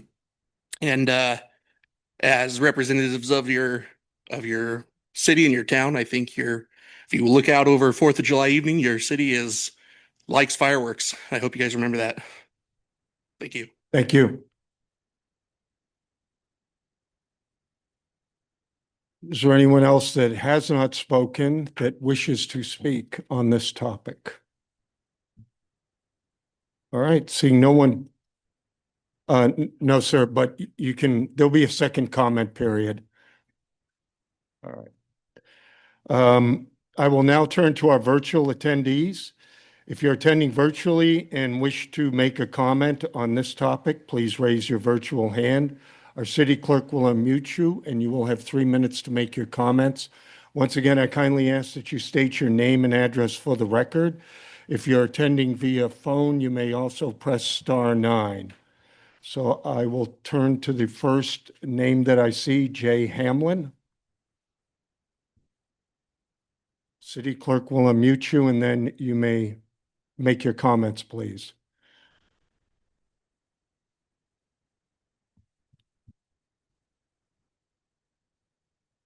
And you may also have to unmute yourself too. Can you hear me now? Yep, we have you. Go ahead, please. All right, Jennifer Hamlin, 4215 Queen Street. I agree with the proposed ordinances, and the word banned is coming up a lot tonight, which I read the ordinance and nowhere in there's anything being banned. So I think that people in the audience should at least know that. And also, I was actually a firefighter, a career firefighter in the 80s and 90s, and hearing the fire chief tell the city council that they are overwhelmed before the 4th of July even starts should be a concern to every citizen. These people are fatigued and accidents happen when you're fatigued. I actually happened to be on Jump Off Joe the night that Paul died as a firefighter. So I think that people, I agree with a lot of the people that are saying that your neighbors may seem responsible until they have a firefight or a firecracker or firework in their hand. And I think this city really needs to step up and make maybe not the easy decision, but the right decision on this. And other than that, I just want to recognize Roscoe for keeping the city moving, both on the road and sewer wise. Thank you. All right. Thank you very much. I'll turn to Adam Walker. And go ahead, please. Yeah, my name's Adam Walker. I'm at 6013 Elizabeth Ave, and I'm a company that has sold fireworks in West Richland since 2020. And one of the things I want to bring up to the audience and to the council is that when we first started selling fireworks in 2020, what we found is that a lot of people during that time were going to the reservations and buying their fireworks and bringing them back to West Richland. Now, I don't know if you are aware, but there are several things that West Richland in the state of Washington doesn't allow you to shoot off. As that lady who just spoke before me said, they have firecrackers in their hand. We can't sell firecrackers. They're illegal in Washington. We can't sell bottle rockets because when they go up and explode, oftentimes the stick on the bottle rocket stays lit. And when it comes down, it can cause fires. There's lots of things that people can buy at the reservation that are going to do way more damage to our city, to the city of West Richland, than the things that they've narrowed down that we can sell currently. And so my fear and is on two sides. Number one, the ordinance doesn't talk about banning, but the ordinance is one more step closer to a ban. Because it will take one step now and then another step later after this 4th of July. We're going to take another step for the following year. And all of a sudden, we're going to be at a place where West Richland no longer sells fireworks. And the people are going to have to go where to buy their fireworks if they want to continue to get them. They're going to go to the reservation where they used to go. Now, in the last 5 years, majority of our customers say they no longer go to the reservation because it's too far of a drive with gas prices. So they're buying local, and they're buying things that are approved by the fire marshal, buying things that are approved by Washington State that are for consumer 16 and above. And so my fear, as the gentleman said with the firearm situation, is that as soon as we start putting more restrictions or we eventually move to a ban, that people are going to continue to buy fireworks from places they shouldn't be buying them from and buying illegal fireworks and bringing them into our city. I don't think it's going to create a safer environment. I think it's going to create a less safe environment within the city if we're not having the levers of what we're selling here as being the safe and sane, and the stuff that the state provides is adequate. And so I think I'm completely against any sort of added restrictions. I don't think it's helpful, and I don't think it's really changing anything for the good. I think it's pushing us towards an environment that's going to be worse off for West Mr. Walker, Richland. I'm sorry, I have to interrupt. You've reached your 3 minutes. Okay. But there is a second comment period at the end of the meeting if you wish to make additional comments. I appreciate it. Thank you. Yes. I will turn now to virtual attendee Coe. Once again, City Clerk will unmute you, and you'll have 3 minutes to make your comments, please. Hello, my name is Coe Sipes, and I live off Blackwood Street in West Richland. I'm in favor with all the proposed restrictions on the fireworks. I was actually a combat veteran in Iraq and Afghanistan, and the multiple days of fireworks is very stressful for myself. I can handle on the 4th of July because I know that they're happening on the 4th of July. In addition to that, the amount of fires that are going on right now can still be happening or could easily get set off with the types of fireworks that are being sold. West Richland isn't the way that it used to be. It's grown significantly. Houses are closer together, and it has more opportunity for fires to spread rapidly. That's all I have. All right, thank you. I'll turn now to Roy Cohn. If you would please unmute your microphone, and you have 3 minutes to make comment. I understand everybody in West Richland is afraid of having their property destroyed or having a death someplace. But there are obviously a portion of the population that has an addiction to gratuitous violence in the form of fireworks.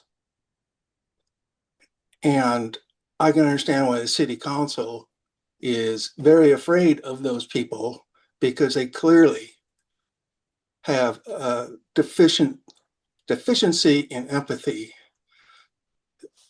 So I have to imagine that the only way there's going to be a total ban is if there's some number of deaths, and some tens of millions of dollars of property losses to get you to move. Now, you folks claim to be open, transparent, and so I'd like to know from each of you, how many deaths and how many tens of millions of dollars of destruction will it take for you folks to take action? Thank you. All right, and Mr. Cohn, could you state your address for the record, please? Van Giesen. All right, thank you. I'll turn to Daryl. You have 3 minutes after the city clerk unmutes you to provide your comments, please. And please state your name and address for the record. Thank you so much. My name is Daryl. I currently live in Montana, and I'm connected to several firework locations there in West Richland. I I consider West Richland a second home for myself. The people of West Richland are very similar to the people of Montana, and we take our freedoms very seriously. We've had the opportunity to work with churches and families, many of them, with our company there, and there's just so many stories of how lives have been changed. Students have been able to go to camp where their lives were changed. And it's just been an exceptional way for groups and families to be able to have income. And I do feel like this came up very quickly. I know people's feelings about fireworks, one way or the other, have not been hidden. But I think as a city council, this has happened really fast and it's very unclear. We Our locations are very family focused and family friendly. The people who enjoy the aerials to the people who enjoy the sparklers and everything in between. And I am heavily against this decision. And while I'm thankful for all that you guys are doing, I heard a lot of fear. 10 or so people who were communicating from fear because of losses. But yet every day we get up and we get in our cars and we face the same kind of things. You can go out and bad things can happen. And I can give you 100 different examples and different ways that we do that, but we still get up and do that. And there's more accidents involving drunken drivers in this area than accidents with fireworks. And I assure you of that. I would ask you guys to reconsider this decision. Think about all of the people who are being impacted by it. But I just want my overarching thing. I love the city of West Richland, and I want my banner to always be freedom for all of us to make those decisions. I have so many firefighter friends and law enforcement friends that are in support of fireworks, aerial fireworks, and safe and sane fireworks. And I hope that we can keep it that way. Thank you. Thank you. I'll turn to our next virtual attendee, Katharina Antonison, if I've pronounced your name correctly. If not, please tell me how to pronounce it.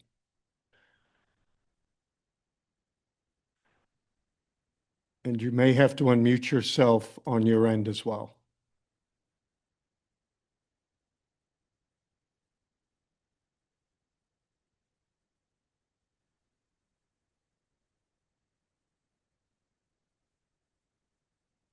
She unmuted. The option's been given. She just needs, if she. Yes, you just need to unmute yourself, please.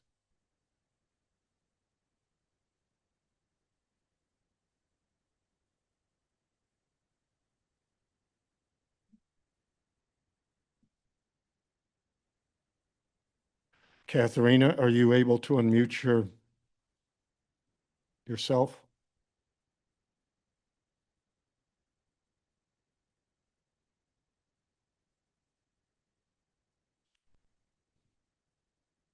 I will turn then to the next speaker, identified as Kim. Kim, if you would please unmute yourself, state your name and address for the record. My name is Kim Byrne. I'm at 208 North 69th Avenue in West Richland. I am 100% support of change. And Mayor Brink, you and I have spoke a little briefly on that. But I hear the word freedom being tossed around a lot. Well, what about our freedom to sit in our house without fear?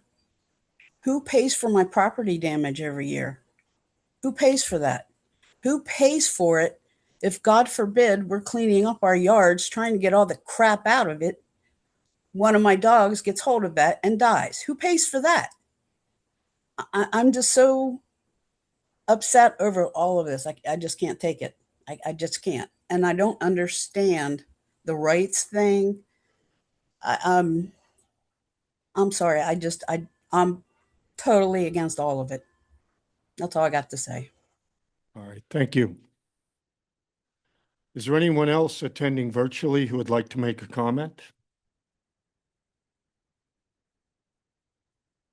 I see no one else. Do you see anyone else, Stephanie? I do not see any more hands up. Well, I do see Katharina came back. We'll give her one more chance. If you're able to unmute yourself, Katharina, please do so.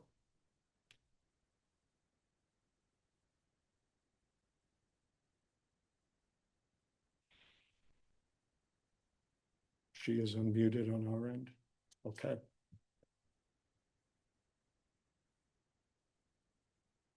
I will have to move on at this point if you're unable to unmute yourself or you're having some technical difficulties on your end.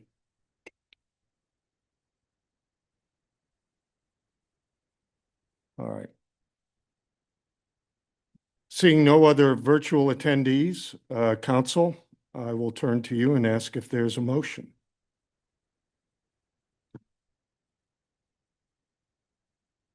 I move to adopt ordinance 11-26, amending chapter 8.22.020 fireworks, dates and times allowed, chapter 8.22.060 retail sales, rules and regulations, and chapter 8.22.080 public display permit application, permit non-transferable. Is there a second? Second. I have motion and a second. Council, before I open it up for discussion, I'm going to take a moment and just read a few comments that I have, which may help address some of the questions and comments that have been posed by citizens tonight. Because you're being asked to adopt two simple, reasonable changes to the current fireworks ordinance to reduce to 3 days of sale for fireworks and limit discharge of fireworks to July 4th. These changes are not about taking away celebration. It's about protecting our community's safety, health, and peace while still honoring our nation's birthday.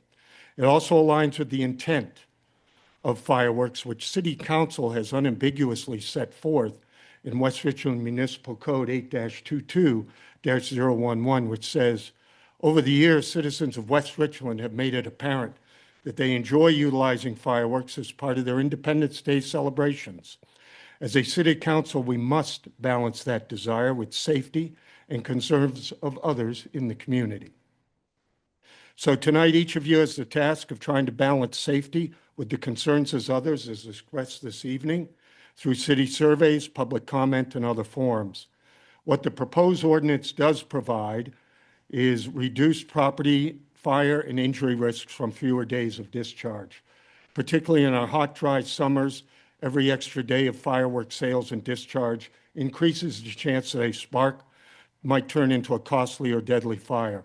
And presently, as you have heard from Chief Carlisle and other representatives of Benton County Fire District 4, our firefighting and other resources are stretched over multiple days to try to address the several days of fireworks discharge.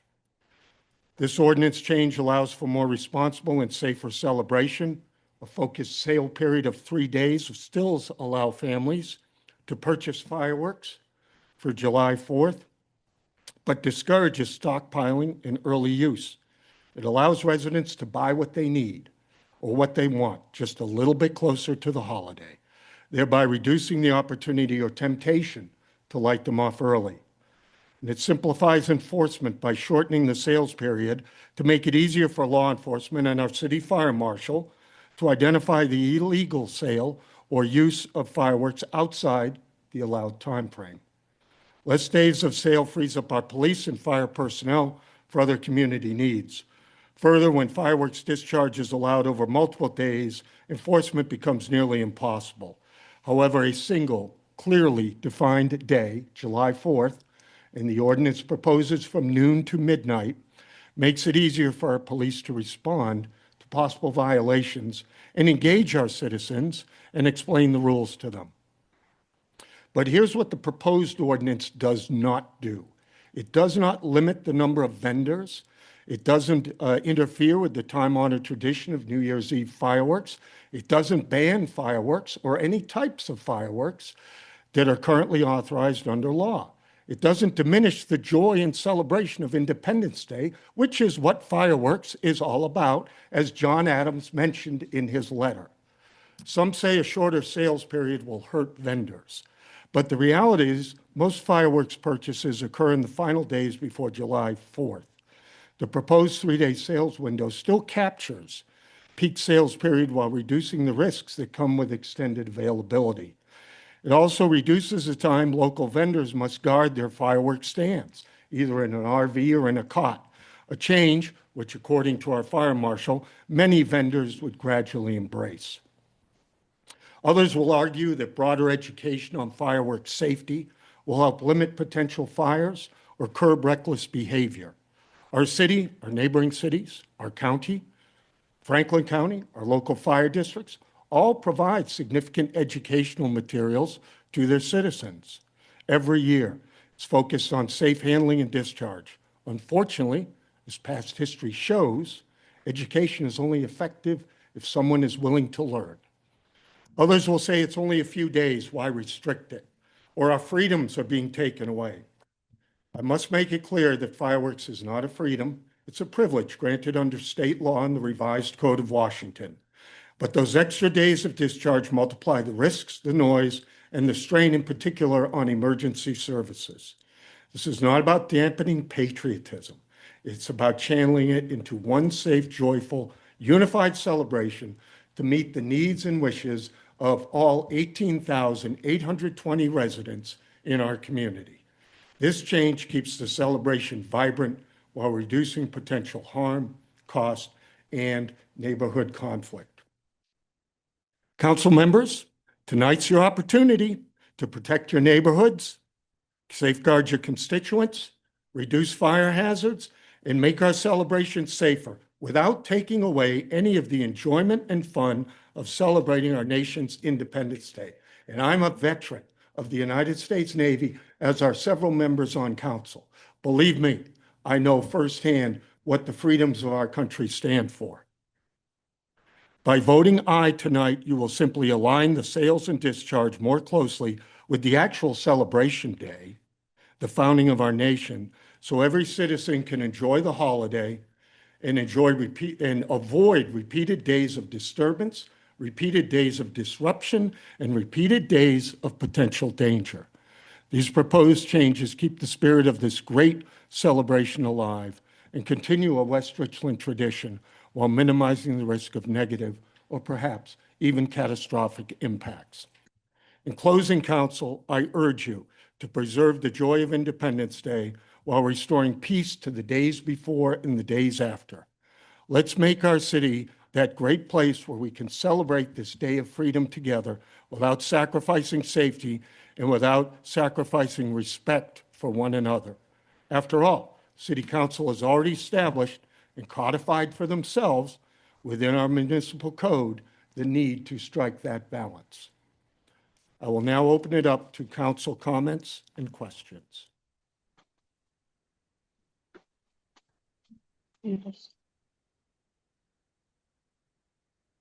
Councilmember Moran. All right. So first, I want to thank everybody that, again, has come here today and spoken their piece. I appreciate all that you've said. I have been writing down a lot of notes.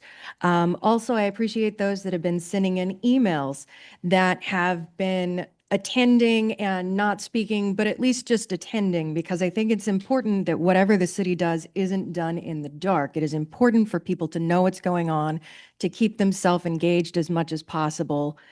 So thank you for that. Now, I will say first off that I agree with a lot of with what the mayor has said here tonight. And I've spoken my piece a lot other nights as well, so I don't want to rehash too much, but I do want to respond to a few things here that have been said and kind of reiterate some things that have been said. First off, this is not a ban. None of what we're discussing right here is a ban. We are discussing changing the dates, just as the mayor had said, of discharge to only being the 4th of July on Independence Day itself.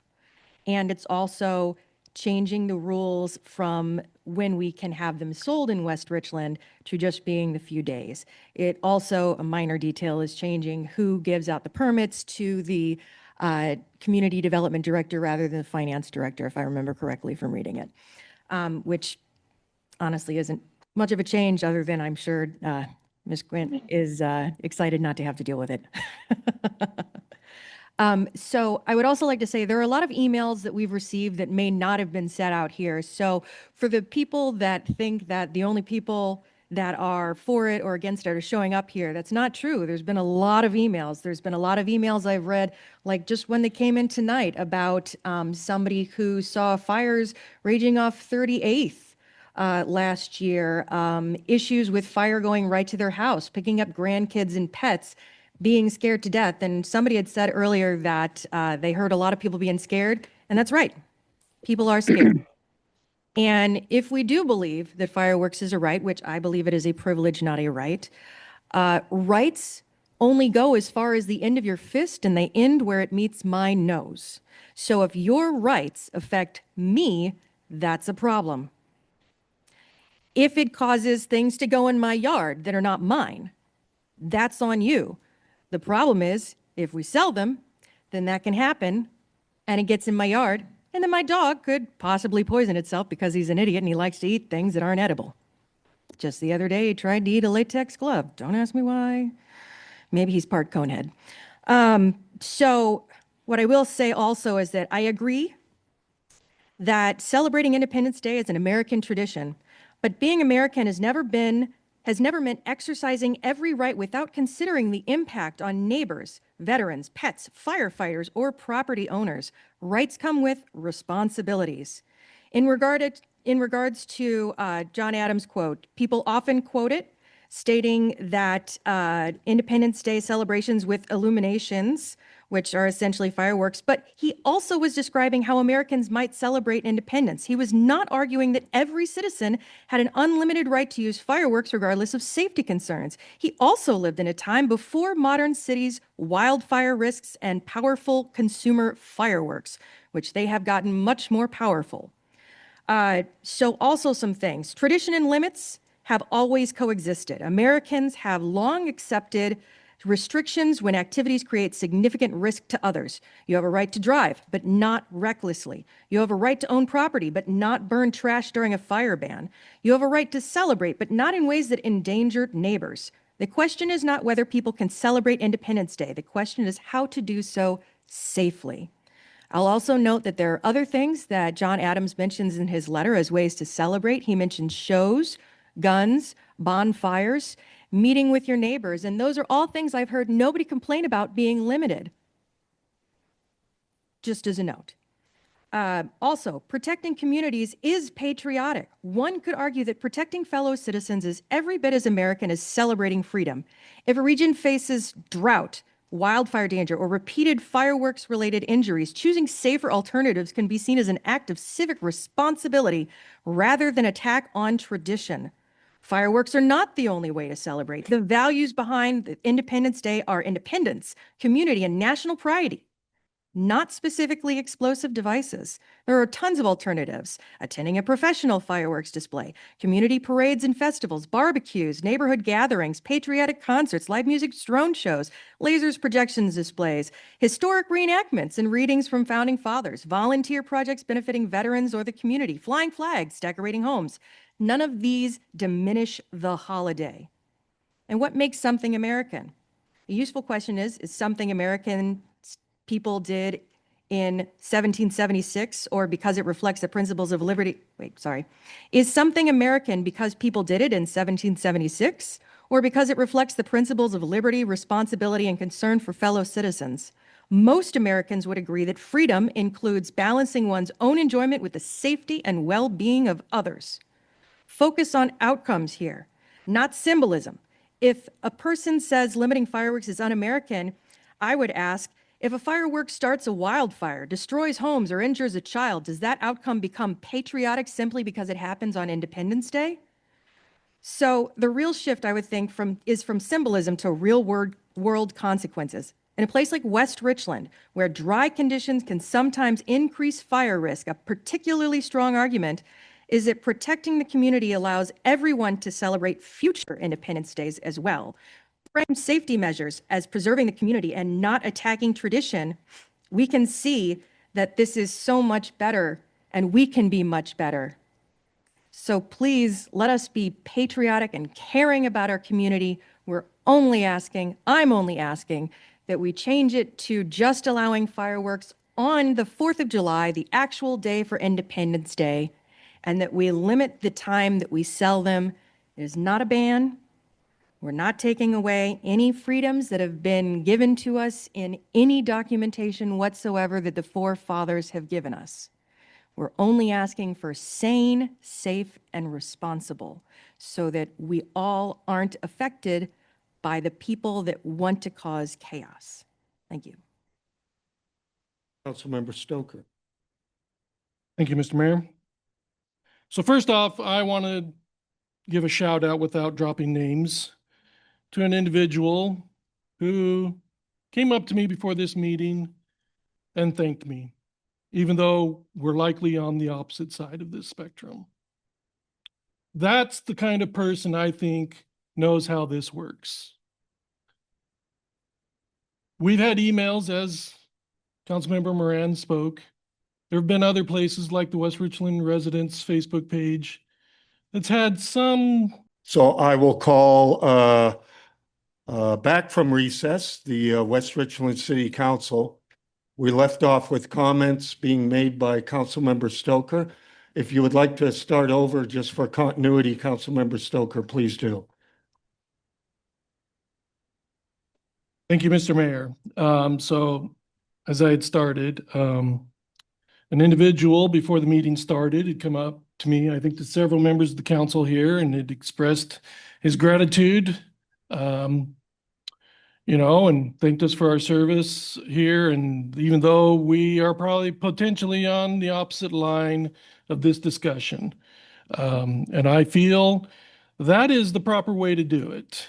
I've seen in the emails that we receive and some of the posts I've seen on the Facebook page for the West Richland Residents, where I do oftentimes go to look to see what people are saying, but I almost never interact. Some slightly veiled threats, and that doesn't work well for me at all. If I start feeling threatened, my dander gets up. So if you want to be someone to work with me, you should respect me and my positions as much as you are on your side. I do have a question for our city clerk first. There was a post made 4 days ago. It was a reposting from the city of Pasco and the city of Richland, and it has on there days allowed, it seems, for discharge of fireworks. Am I correct? Okay, so Kennewick, Pasco, and Richland actually allow discharge of fireworks from the 28th through the 5th. So they may be ground, but they still make noise. They still cause problems. I'll tell you, in the many number of years that I've set off fireworks, the one time I had a fire was from a fountain. Okay, so they're just as dangerous in my opinion. So they allow sales, discharge, the whole period that the state allows. There is nothing in our code that the state doesn't allow. The only difference is that we restrict days and time of discharge.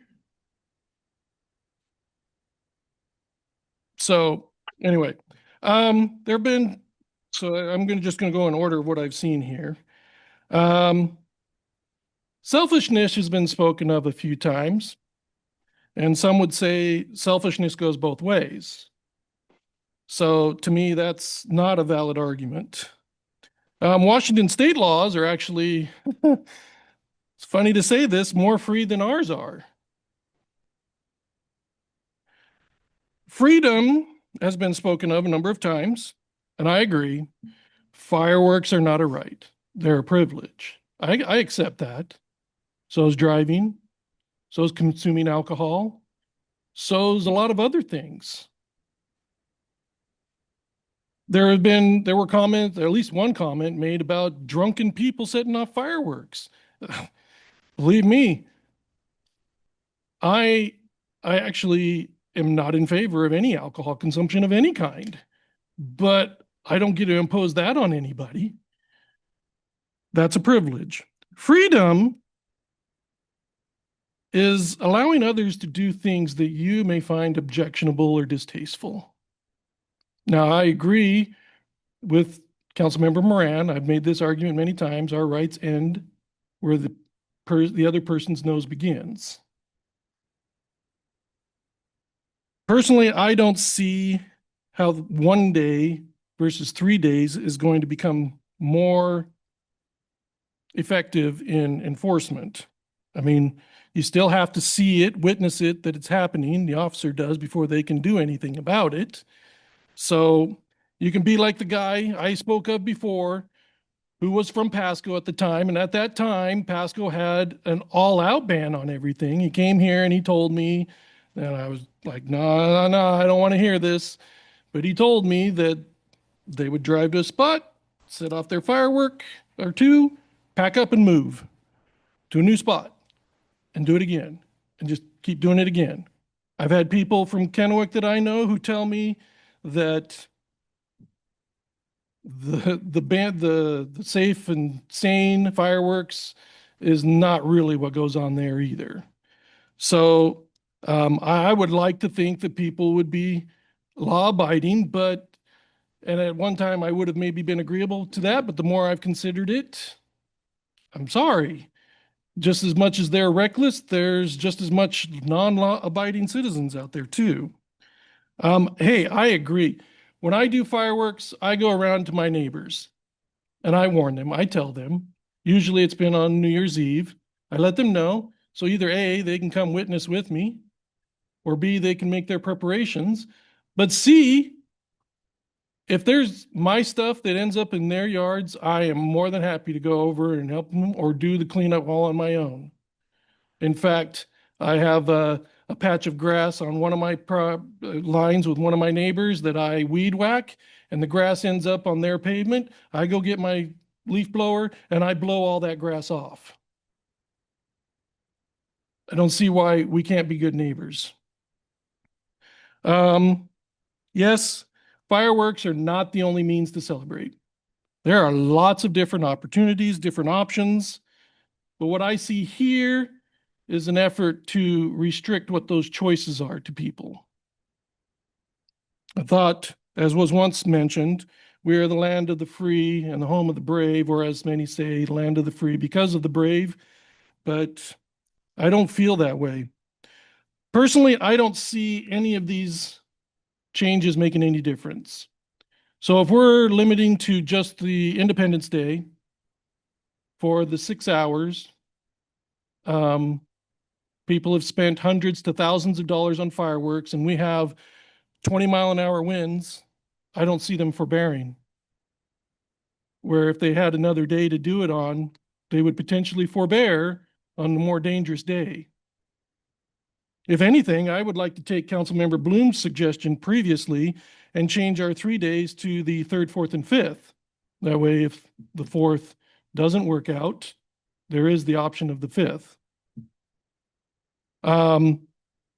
There was an email sent to the council members from a lady who is, shoot, my code, everything went black. She is from the TNT organization. She's an area rep. She said that she, hey, they like to be good players, good team players, good community players.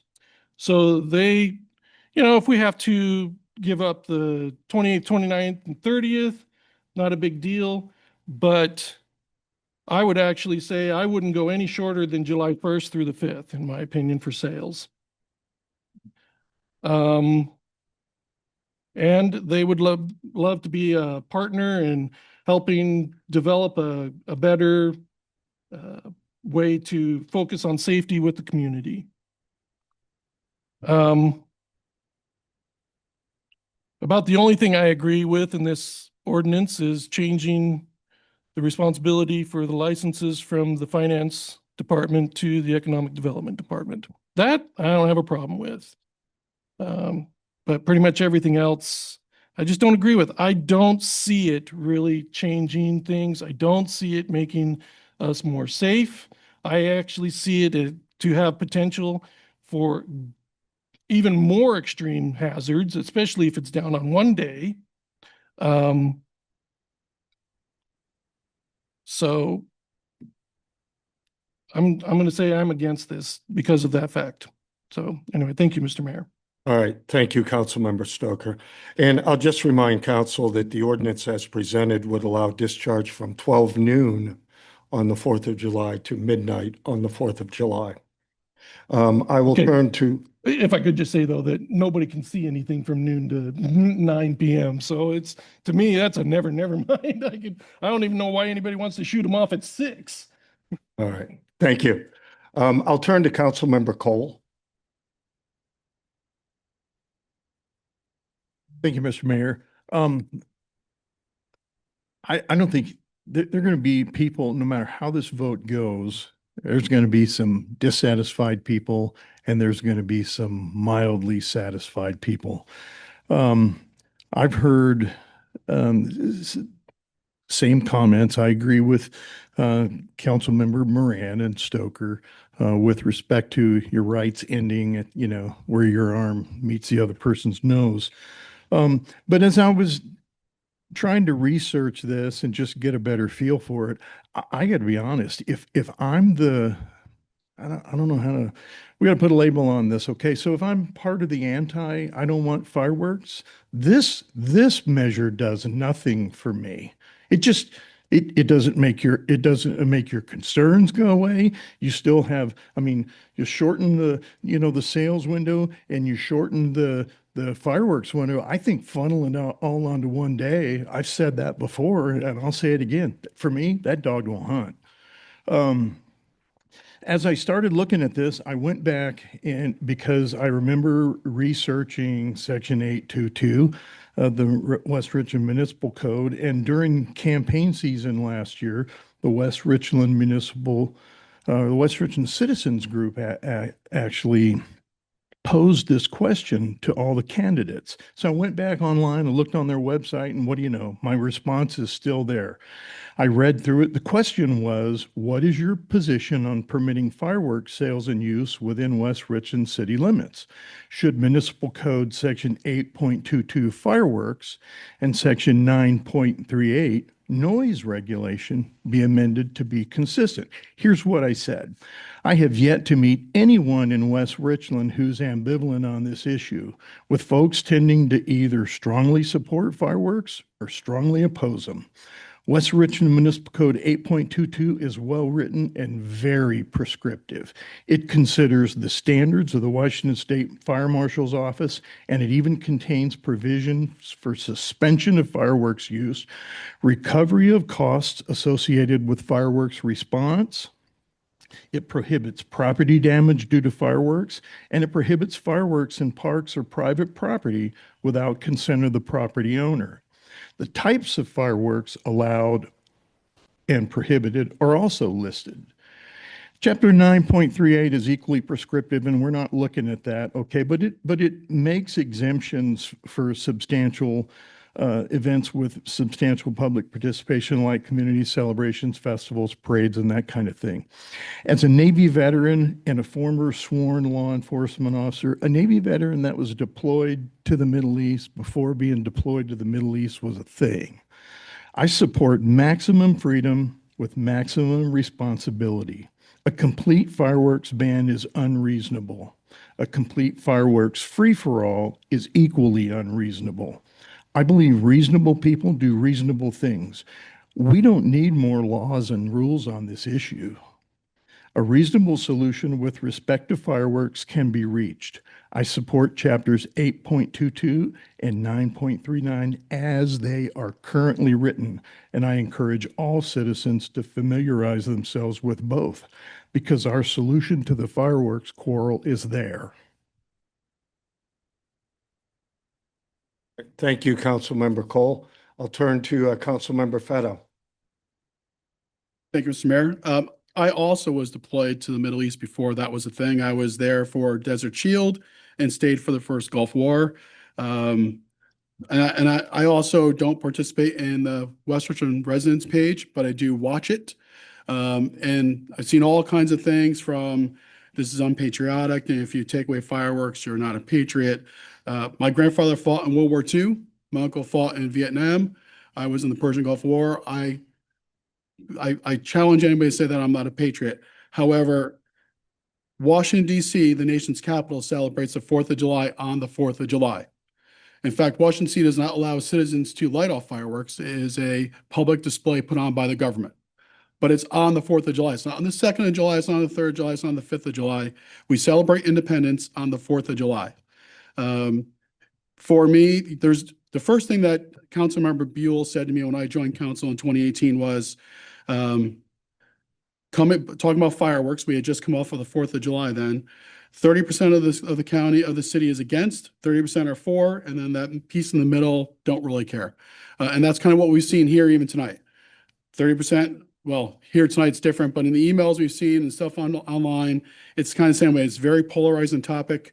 Fireworks, poultry, chickens, cats, and pot, right? The 4 Ps of West Richland. But this is one of them. I'm not for taking away anybody's rights, anybody's freedoms.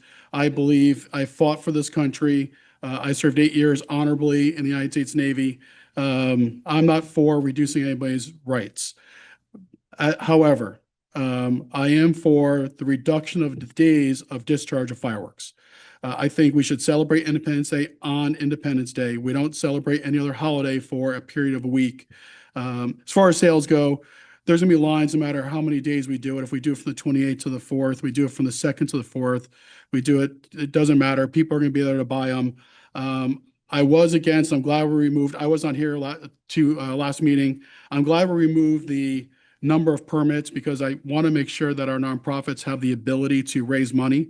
Having currently running a nonprofit, I understand the challenges of collecting funds. So I'm glad that was removed, but I'm in favor of reducing the fireworks to the 4th of July.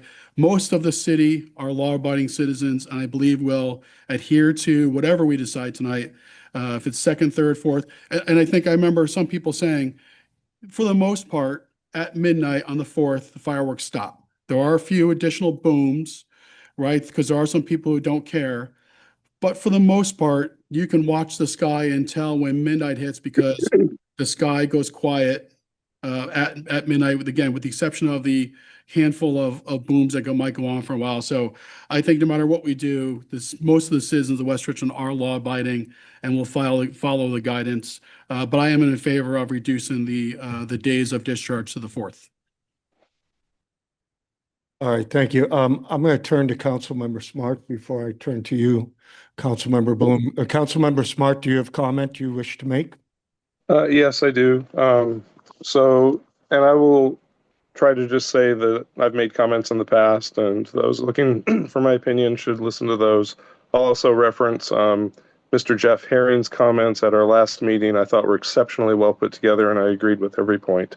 I will state tonight that I'm starting to call the fires that we see around our community and our region non-fireworks fires. I try to point this out to people because there seems to be this conglomeration of thoughts that, fireworks are what make our region dangerous because of fires. And it's just not the case. We live in a dangerous environment.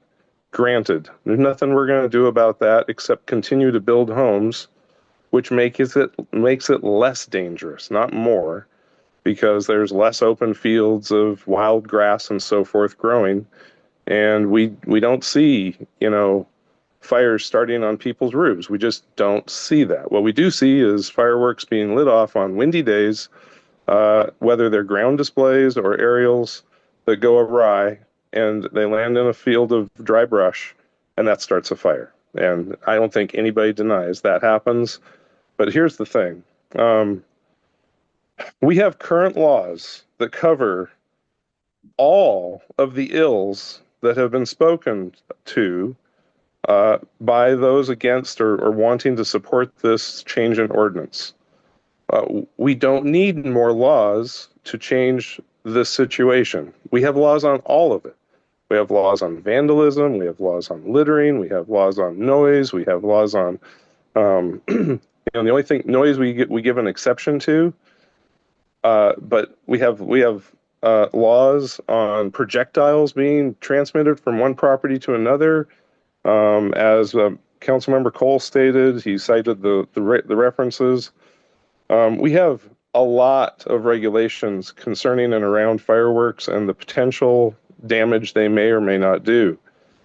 How much more do we need? It's already legislated. We have gone over the past 20 years from, you know, one level of fireworks to the next as far as restricting freedoms. We have done major changes, and we are now at a point where I think we're at a very comfortable and very safe, by the way, stature. Up until you want to say there's going to be a complete ban, which I don't think would work, because I've watched other cities do that and it does not work. People celebrate the 4th of July with fireworks as they should. It's unenforceable, by the way. You can't get officers in enough places to register fireworks. We've heard anecdotes about people coming in, lighting off fireworks and moving to another place. Okay,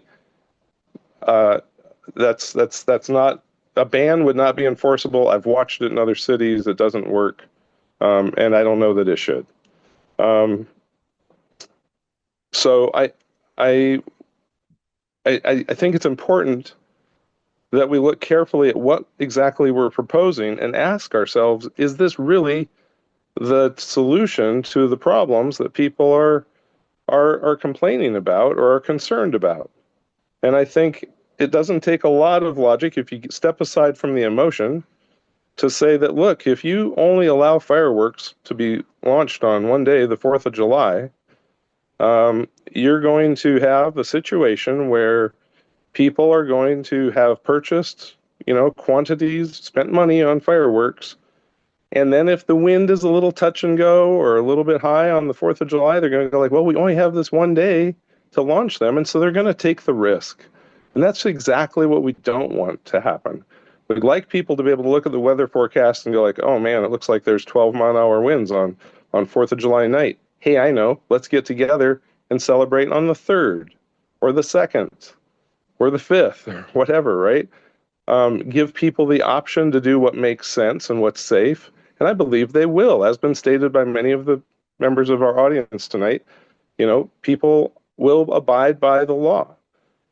But we don't want to make the law a situation where the conditions are bad, and that's the only time we allow them to launch. That makes no sense.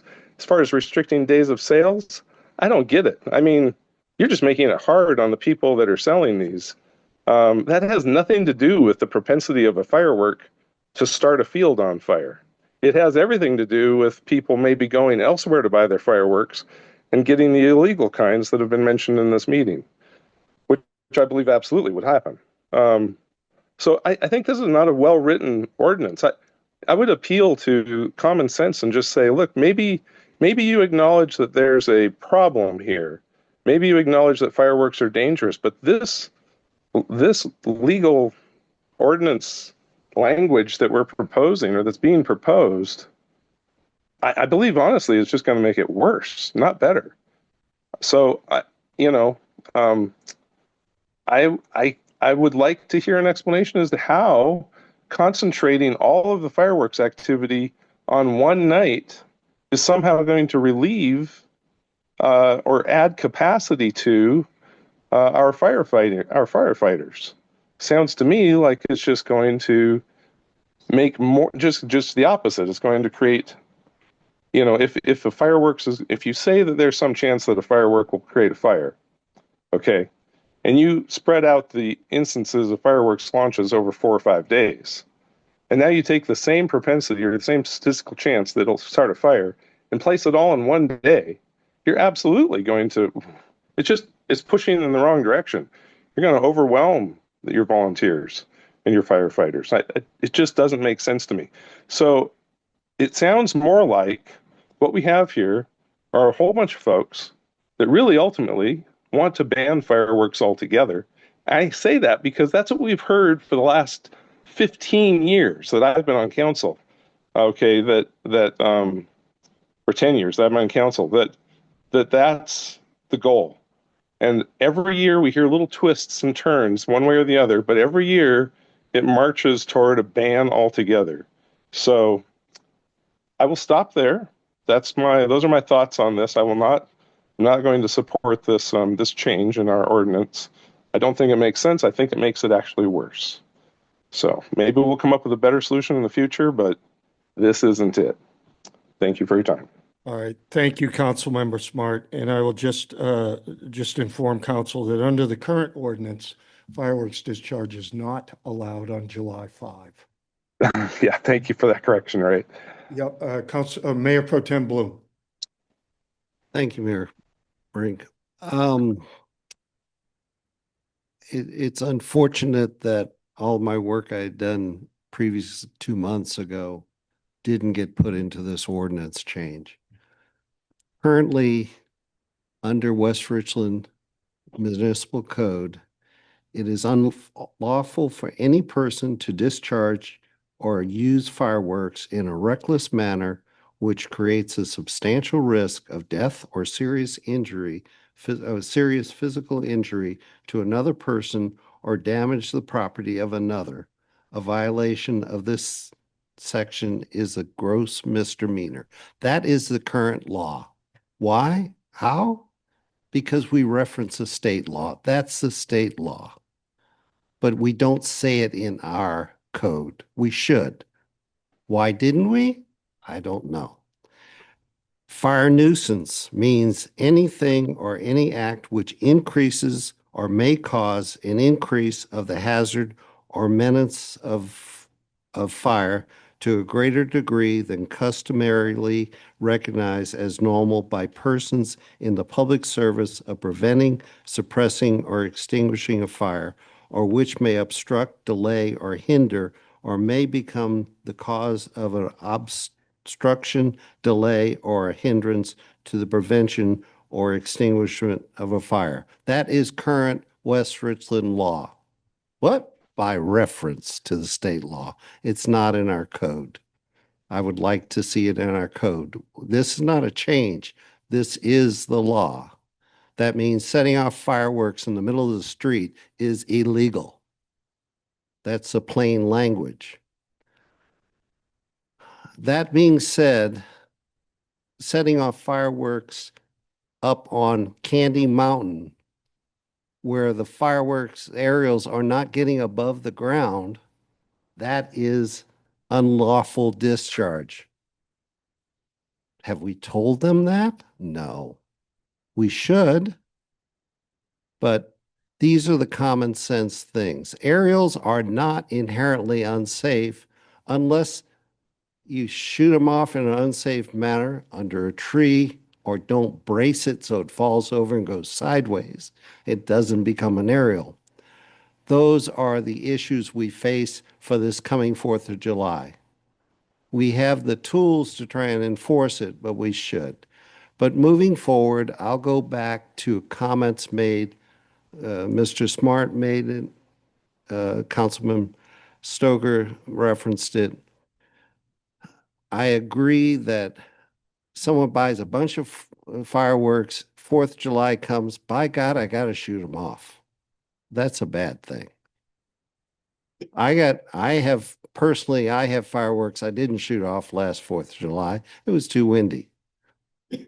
I'll hold them over, but that's risky. If I bought a whole lot of them, I would really be concerned. So I would like to propose an amendment to our proposed ordinance.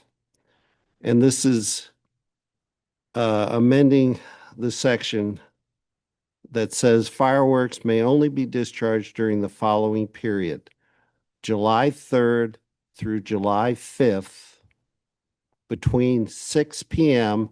and 11 p.m. Why? I really don't think anybody has to shoot them off on the 4th of July between 11 o'clock and midnight.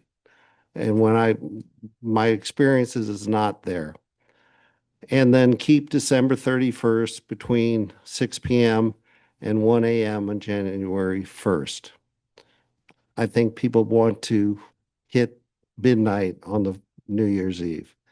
So I would propose those amendments to the current section of the code, deleting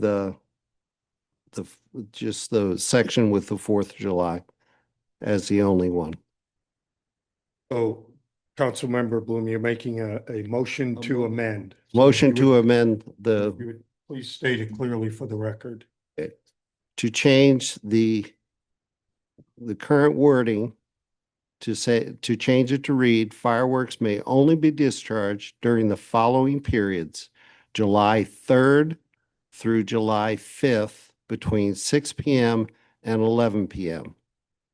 Now, The motion will require a second to proceed further. Is there a Second. second? I have a motion and a second. So at this point, we can call for any discussion on that particular amendment and that amendment only, and then call for a vote on making that amendment. So please, cards, Councilmember Cole. I'm just asking for a point of clarification. So I understand Councilmember Bloom's amendment, his amended motion alters or changes the discharge piece of this. Yes, sir. And the sales dates That would, has not been discussed yet. thank you. Will be discussed. All right. So we have a motion and a second. Other comment? Go ahead, Mayor Pro Tem. my comment was, I don't want to extend the sales past 4th of July. The only reason to shoot them off on the 5th is you couldn't shoot them off on the 4th. But we'll handle one topic at a time, please. Yeah, got it. All right, so if there's no other discussion on the proposed amendments to the discharge dates, I will ask for a vote on that particular amendment to the motion. And because of the significant public interest in this item, I'm going to ask the city clerk to call a roll call vote on this particular change. Yep. Just to be clear what the vote is, it's not to vote on the ordinance, it's just to vote if you wish to amend the proposed ordinance. So roll Correct. call. Mayor Pro Tem Bloom, Aye. Councilmember Smart, Aye. Councilmember Fetto, Nay. Councilmember Moran,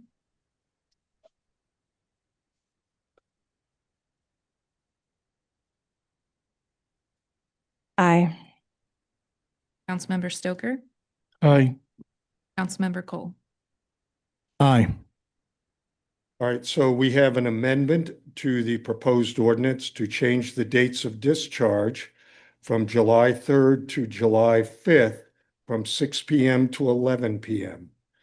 Is there any more discussion on this proposed ordinance?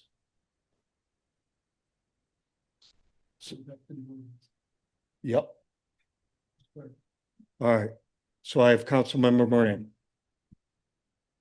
I just want to make sure people are clear. The only reason that I voted for that amendment is because it seems like, Don't explain your vote. never mind. Mayor Pro Tem.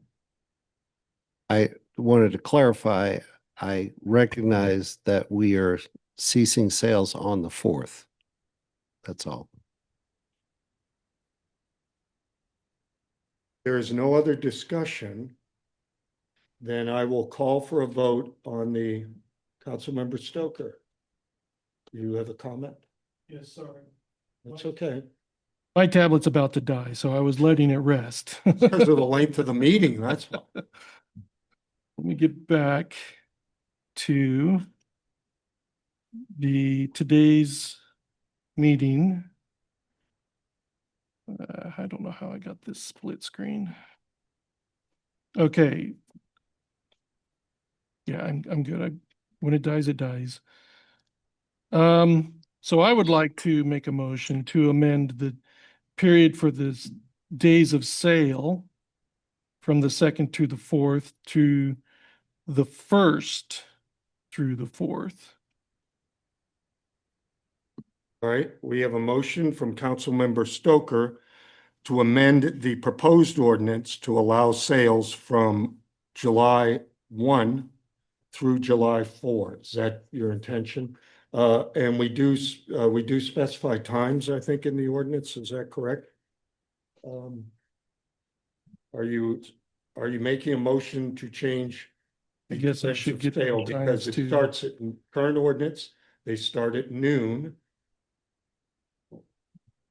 on the 28th of June, and they end at 12 noon. All right, so I will restate it with times this time. I wish to I propose amendment to this resolution or ordinance that we will start on July 1st, 9 a.m. and conclude on July 4th, 10 p.m. All right, we have a amendment.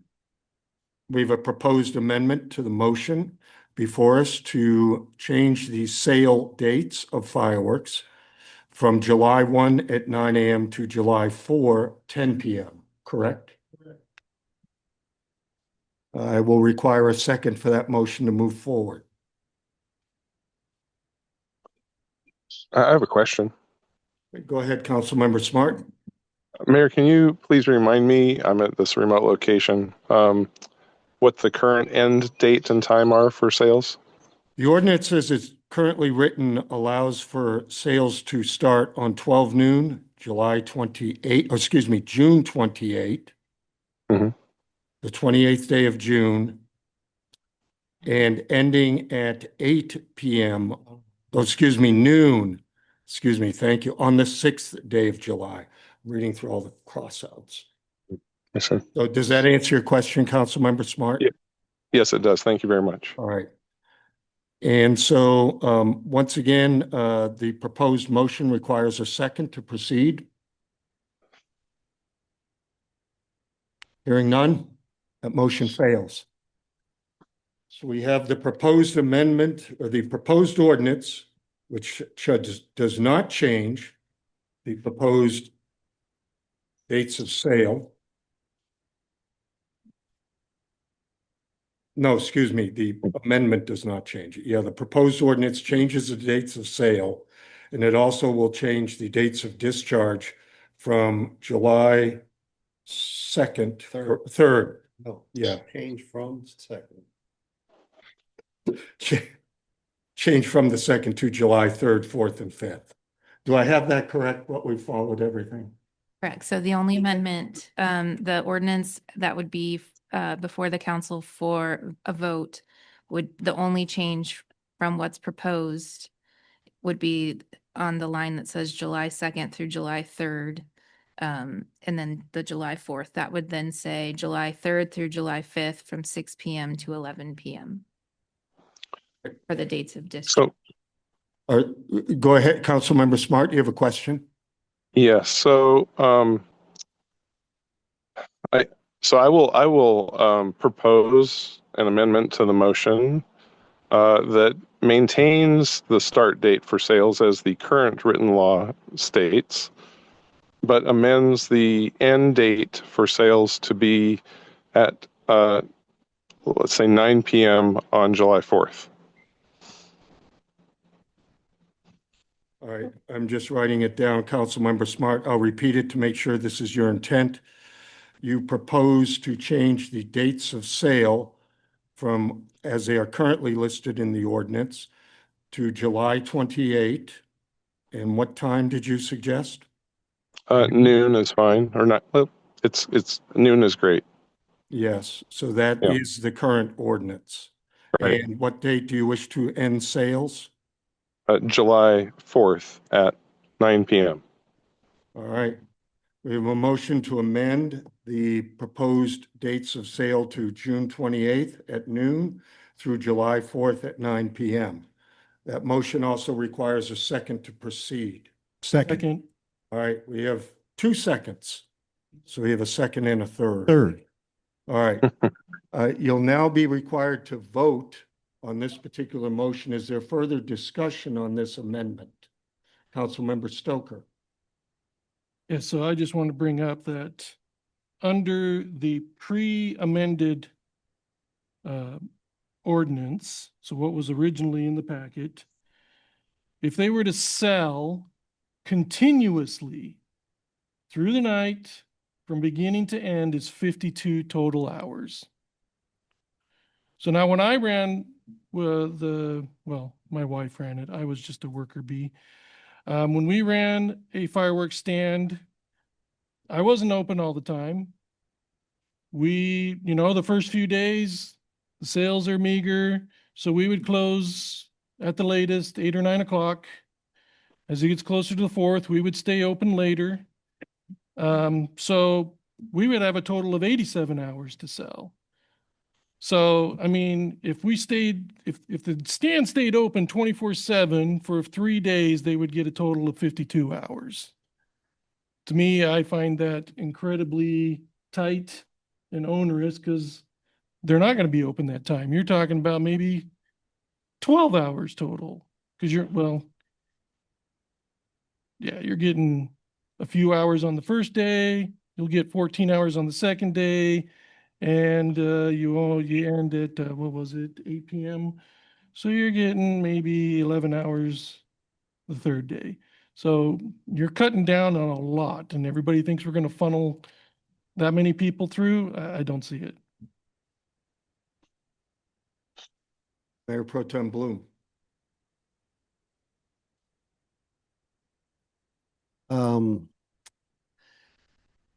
I would have supported I don't see adding the 28th, 29th, how many more days? 30th, how many days in June? 30. I don't see the benefit of adding those days to the sales because again, we just moved the date of discharge up starting the 3rd rather than the 2nd. And so I don't think I can support this, what's being proposed of allowing them to start on the 28th. Because again, I believe that it's just from practical purposes, your suggestion of the 1st was much more reasonable than keeping it at the 28th. Any other comment? All right, council, you'll now be asked to vote on the proposed amendment to change the dates of sale. Please make sure I have this right, to read from June 28th at noon to July 4th at 9 p.m. Okay, I will ask the city clerk once again to call a roll call vote on that amendment. Councilmember Moran, No. Perfetto, No. Councilmember Smart, Yes. Mayor Pro Tem Bloom, No. Councilmember Cole, Yes. Councilmember Stokert. Yes. A 3-3 tie? I'm entitled to cast a deciding vote. I vote no. All right, so that leaves us with, and correct me if I'm wrong, Stephanie, because I've got a lot of notes here. The only ordinance right now will read for proposed sales as currently proposed, correct? Which would be from noon on July 2nd to 8 p.m. on July 4th. But council has agreed to change the dates of discharge from July 3 to July 5th from 6 p.m. to 11 p.m. Is that correct? All right. Any other discussion? And the responsibility. Oh, yes, and the responsibility from finance to Mr. Mendenhall. All right, seeing no other discussion on this topic, I will once again ask our city clerk to call a roll call vote. Councilmember Cole, No. Councilmember Stoker, No. Councilmember Moran, Aye. Councilmember Fetto,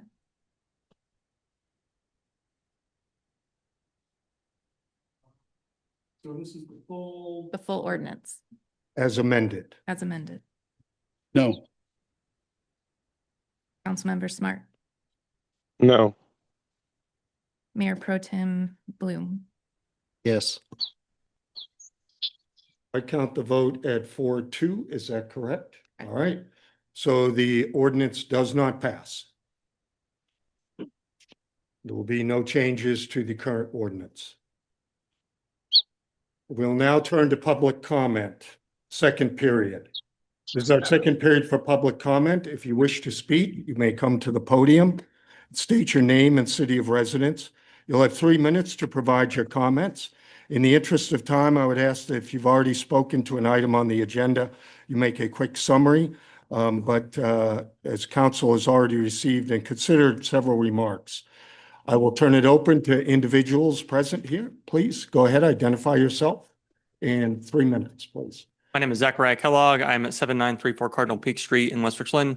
I wanted to discuss the ordinance relating to mini storage units.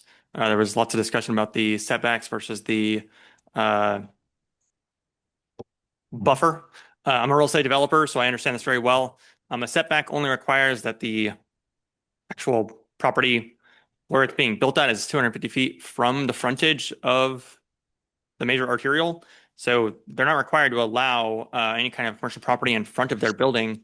If you only require a setback, it would be required that you have a buffer or some other type of language added into that ordinance in order to prevent storage units going up along, for example, Keene Road, a major arterial, and still seeing them from the road. They're not required under that ordinance, correct me if I'm wrong, to allow anything to be built in front of their buildings. So I would urge you to look at how the code is written and what the setbacks require versus having a required buffer and frontage requirements off of a major arterial for their access points to maintain having the intended retail commercial space on the front of those major arterials as I believe is the design for the ordinance. Thank you. Thank you.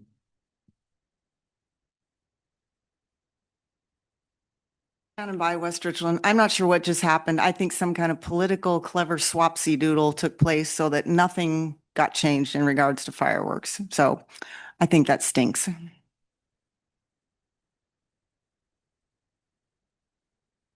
Rose Johnson, 3965 Curtis Drive. You totally missed the mark on keeping the citizens safe. I've gone to from being terrified to being really angry about the community I live in. I'm really ashamed of all of you, except for those that understand the safety of the citizens. Years ago, it was safe to do the fireworks here because we weren't so clustered together. We have overbuilt this area so much. And as it continues to build, no one can shoot off an aerial without offending their neighbor. We're just too close. So I don't know how you're going to enforce the law. The law is there. You've read it. You've read it to us. How do we do this? Give us some education on how we can have our neighbors arrested and have to sue them. That's not an answer. That's just not. The citizens spoke up. They wanted more safety. They wanted more regulation, not hours of fireworks sales, not days. We wanted the aerials to stop. We wanted the danger to be taken away. You didn't do that. You let us down. I'm really disappointed.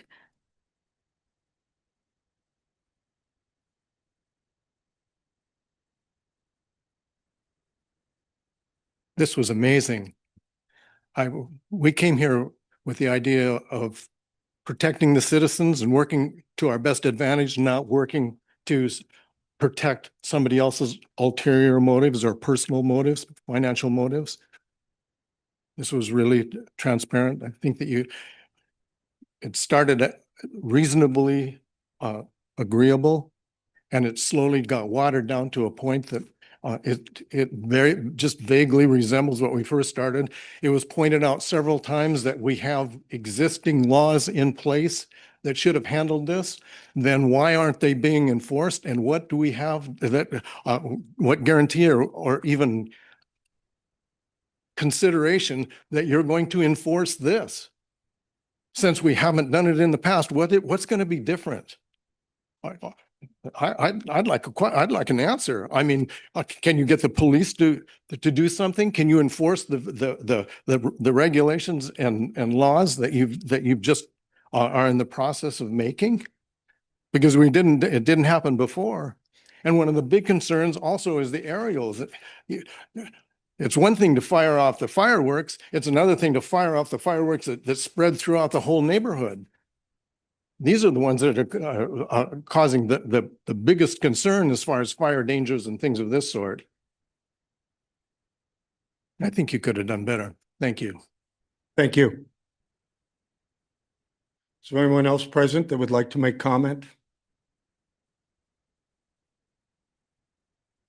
All right, seeing no one, I'll turn to our virtual attendees for our second public comment period.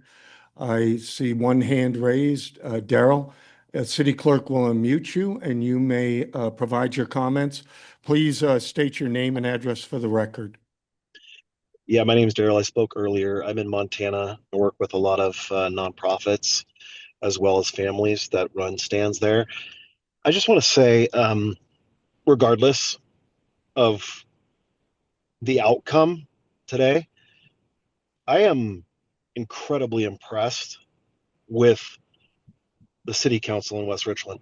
Mayor, you guys, everything I heard, I've been here since the beginning, and whichever way this would have went, it is what it is, but I'm a Montana boy. It's where I live, but West Richland is definitely a second home, and the constituents of that city are in good hands. I heard some incredible wisdom, and I won't continue on, but thanks for all that you guys do, Mayor. You guys are doing an incredible job. Thank you. I see Francis Perkins with a hand raised. City Clerk will unmute you, and please state your name and address for the record and kindly limit your comments to 3 minutes.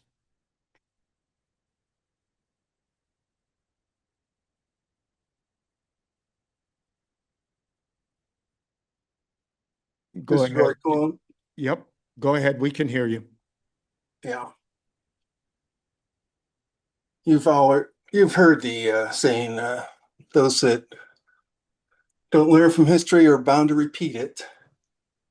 I might suggest you check out the Triangle Shirtwaist Factory. That's got some interesting history.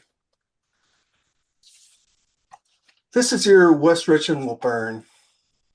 The advocates of gargantuan private pyrotechnics will be motivated to make an unmistakable statement, since they're under the impression that their rights are being curtailed sometime in the future. The vendors will exploit this impression to encourage buyers not to just go big, but go bigger. And of course, we don't have any fire protection that can keep up with that kind of thing. So there can only be one possible outcome. Let her burn. See ya. All right, thank you. I don't see anyone else online that wishes to make public comment. Do you see anyone, Stephanie? I do not. All right, so we'll turn to staff reports and council reports. All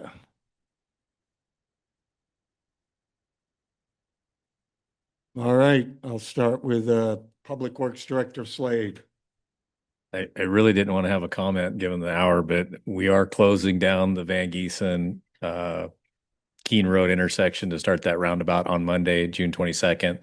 There's a detour, there's signs, there's a reader board out when you come down. So if you're heading westbound on Keene, turn north up Belmont, go down Paradise Way to Keene and come around that way. There'll be a shoe fly. If you're coming in from Benton City into West Richland, you come up to the intersection, there'll be a shoe fly to take a left to Keene Road and go around the detour. So if you're heading west down Keene Road, you can go past Belmont, but you will have a dead hard stop at Cooperative Way right in front of Benton RA's station on Monday. So Belmont, Paradise, Keene around for the detour, 2 months. It'll be open before school starts in August. All right, thank you. Community and Economic Development Director Mendenhall.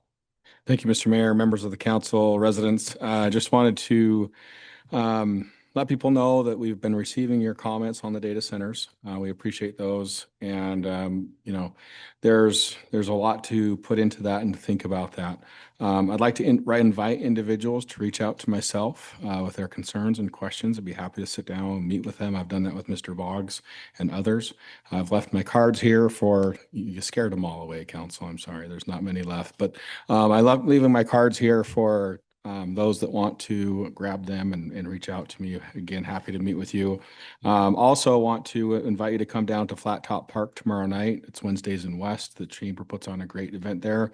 The mayor and I will be there between 4:30 and 6 o'clock, where you can talk to the mayor and ask questions, and I'll be there myself to answer any questions as well.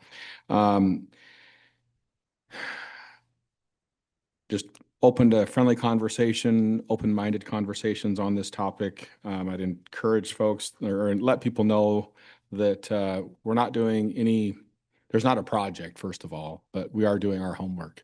And we're looking at projects that are here in the state of Washington because they have the same regulations that we will have in most cases to make sure that the protections that exist here are being handled compared to other states where there's few to no environmental regulations. And it's late, so I'll leave it at that. All right. Thank you, Mr. Mendenhall. I'll turn to council comments. I'll start with Councilmember Stoker. Oh, I'm sorry. I'll start with the city clerk. Also, I think the chief has his card up. Chief, you were late putting it up. I missed you. I was. These are already turning in this direction. Go ahead. I was Steve. late.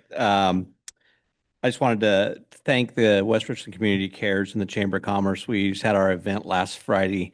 We probably had 1,500 people come out and spend time with officers, play games, win prizes, listen to a live band.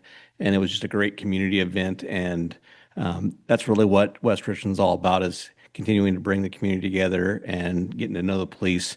Commander Coates did a great job organizing that, and I'd like to give him a thank you for that. All right. Thank you, Chief. And now I'll turn to the city clerk. I just wanted to remind council that we did cancel the July 7th city council meeting, but we do anticipate that we will be having a special meeting on July 14th. So you'll see some information coming your way soon. All right. Thank you. Now, Councilmember Stoker, you're up. Thank you, Mr. Mayor. So I just wanted to start off, since we won't be meeting again, at least not in this capacity, till the 21st in all likelihood. So I wish everyone a happy Independence Day coming up. You know, I have had some involvement with fireworks in the past by having a stand with our family.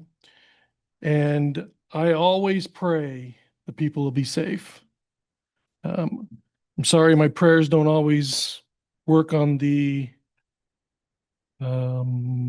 less than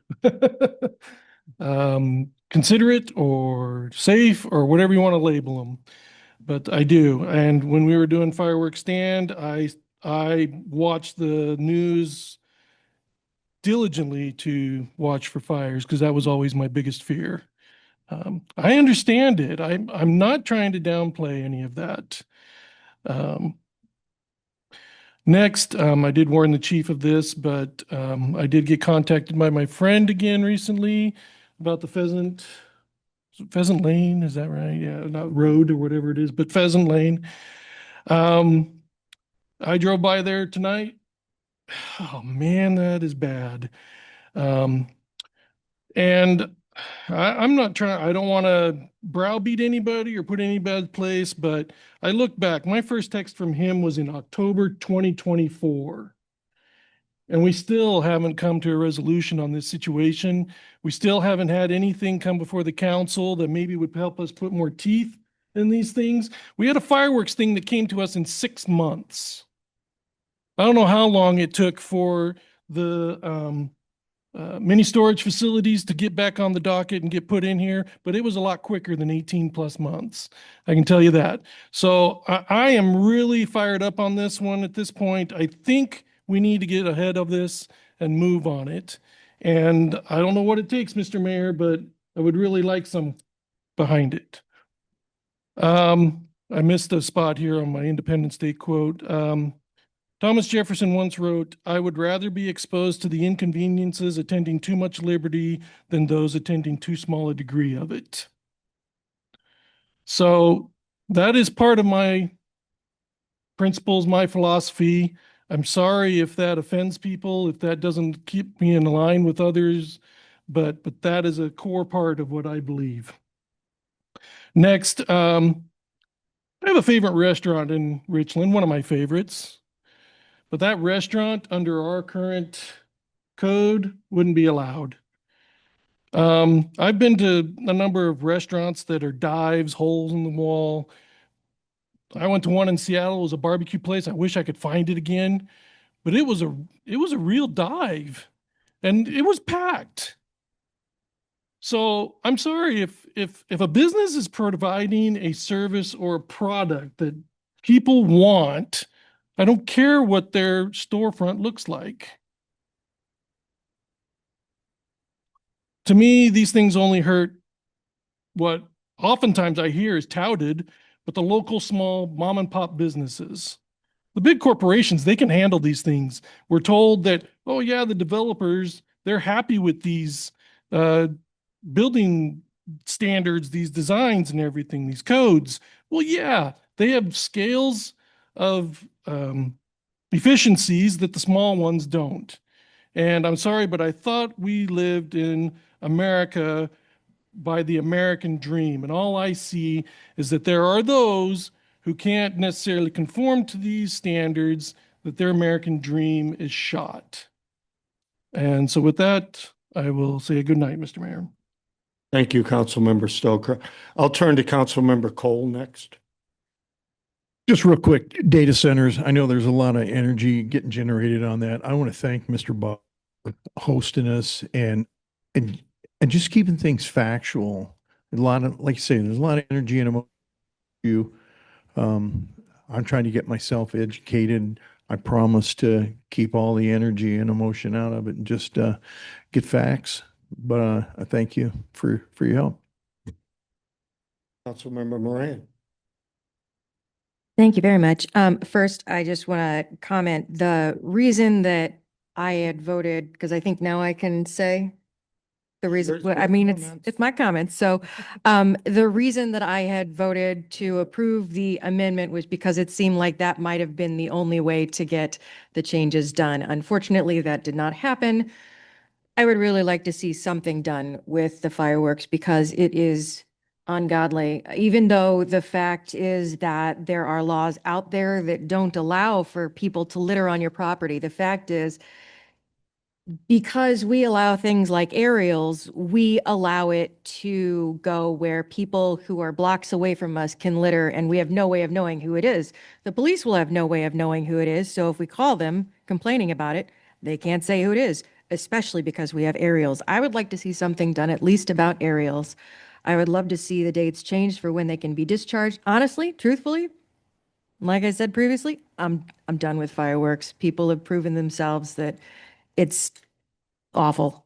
So it's unfortunate the way that it went today, but we got to move on.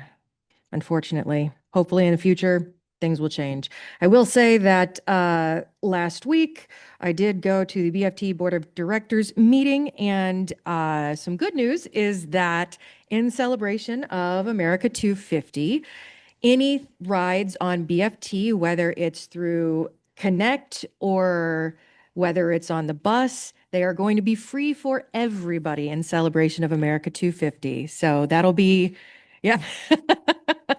It's going to be a good one. So I'm very grateful that BFT was able to do that. And then next week on the 25th is the Continuum of Care that's going to be at the Benton Health District So I'm looking forward to going there. It is open to everyone. And I did find out that it is actually a hybrid. You just have to request the link because there isn't really a website for it. So if you do want to attend virtually, you can go ahead, email me, and I can get the information to you. I will also say in advance, it is going to be Juneteenth this Friday on the 19th. So I am once again very happy that West Richland staff is able to get that day off as a paid day, if I remember correctly. Yeah, which is fantastic. And that last Saturday, there was the 2026-2027 Tri-Cities Miss Juneteenth pageant final, and the new royal court, congratulations to them. The Tri-Cities Miss Juneteenth Queen is Miss Anaya Charles. The first princess, Miss Charisse Knox. The second princess, Miss Jasmine Thompson. And the Miss Juneteenth Junior Princess, who I believe is related to our previous 2019 through 2021 Juneteenth Queen, Jelani Green, is Miss Olivia Green. So congratulations to all of you in your making it onto the Juneteenth Royal Court, and happy Juneteenth to everybody. And we are closing out here on Pride Month. So again, happy Pride. And in regards to the 4th of July, I say this with all sincerity and bleakness. May the odds be ever in our favor. Hopefully nobody's house burns down.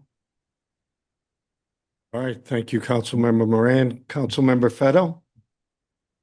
Thank you, Mr. Mayor. Yes, thank you for everybody who came out at the rebranding of the West Richland Police Department Community Night Out last Friday on the 12th. I think I jolted Chief's memory when I put my thing up. He said, "Oh, that's right. We had an event on Friday." It was a fantastic day. I know Commander Coates and I were there about 7 o'clock in the morning and left about 10:30 p.m.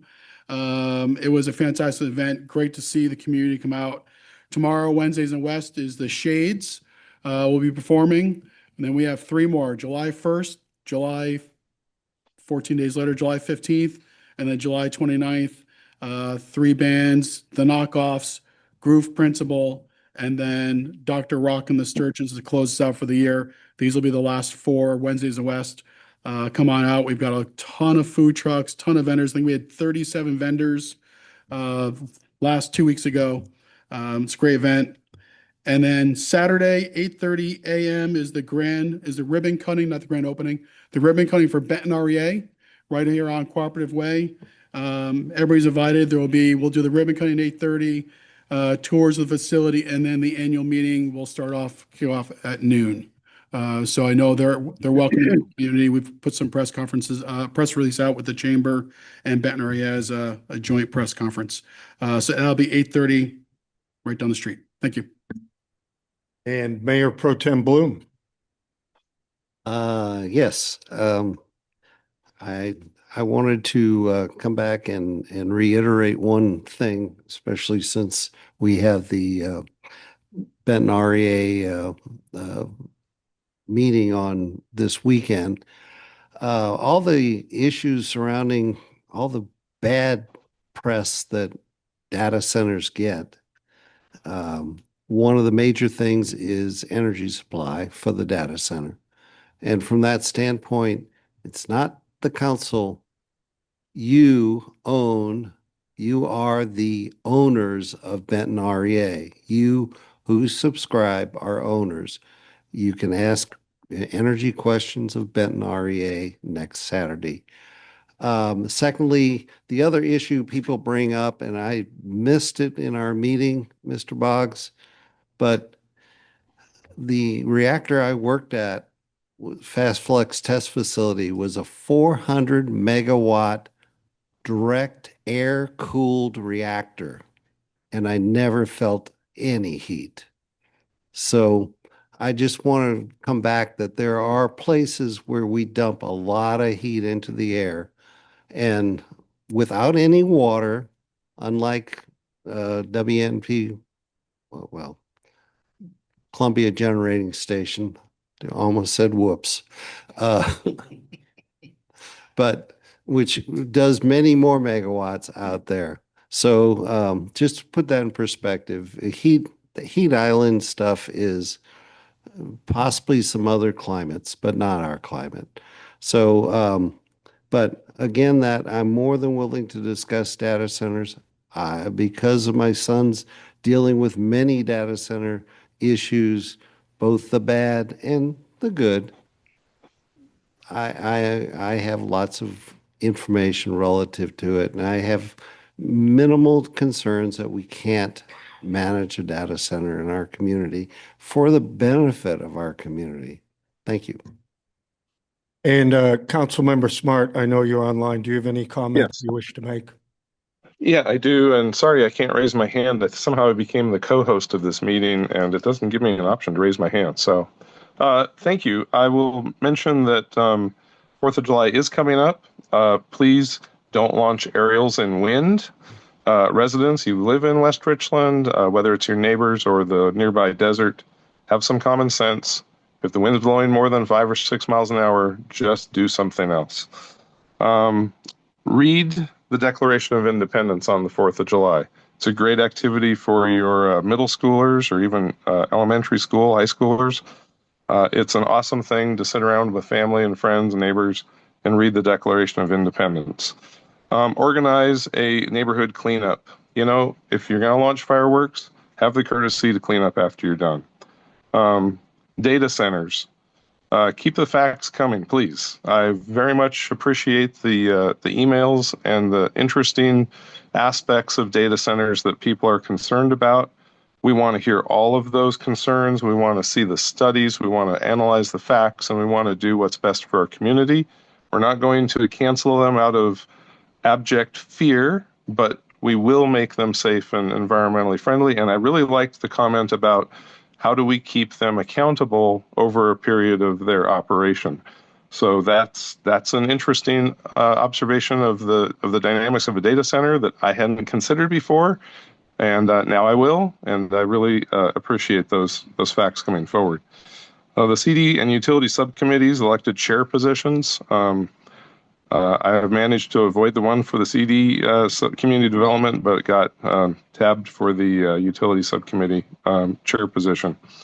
I do in this last ordinance that we did not pass tonight. I would support changing the director who runs the fireworks permits and so forth. I think letting the community development director do that would be a very reasonable and the right thing to do. I would welcome an amendment on that particular point in the future. The community night out was awesome, was well attended.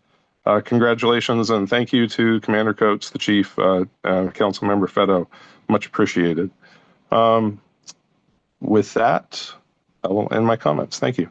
All right. Thank you, Councilmember Smart. And just once again, tomorrow night, as Eric Mendenhall mentioned, I will be down at Flat Top, taking part in Wednesdays in West from 4:30 to 6. If anyone wants to stop by, say hello, tell me what's on your mind. Be glad to see you and meet with you. Thank you for all your patience tonight. I know, no, but just to discuss what's going to happen on the July the 14th, when is we having that meeting? Yeah, the city clerk will work it out. Okay, Yeah. well, just one of your council members are going to have to run the meeting because I'm going to be in Oklahoma.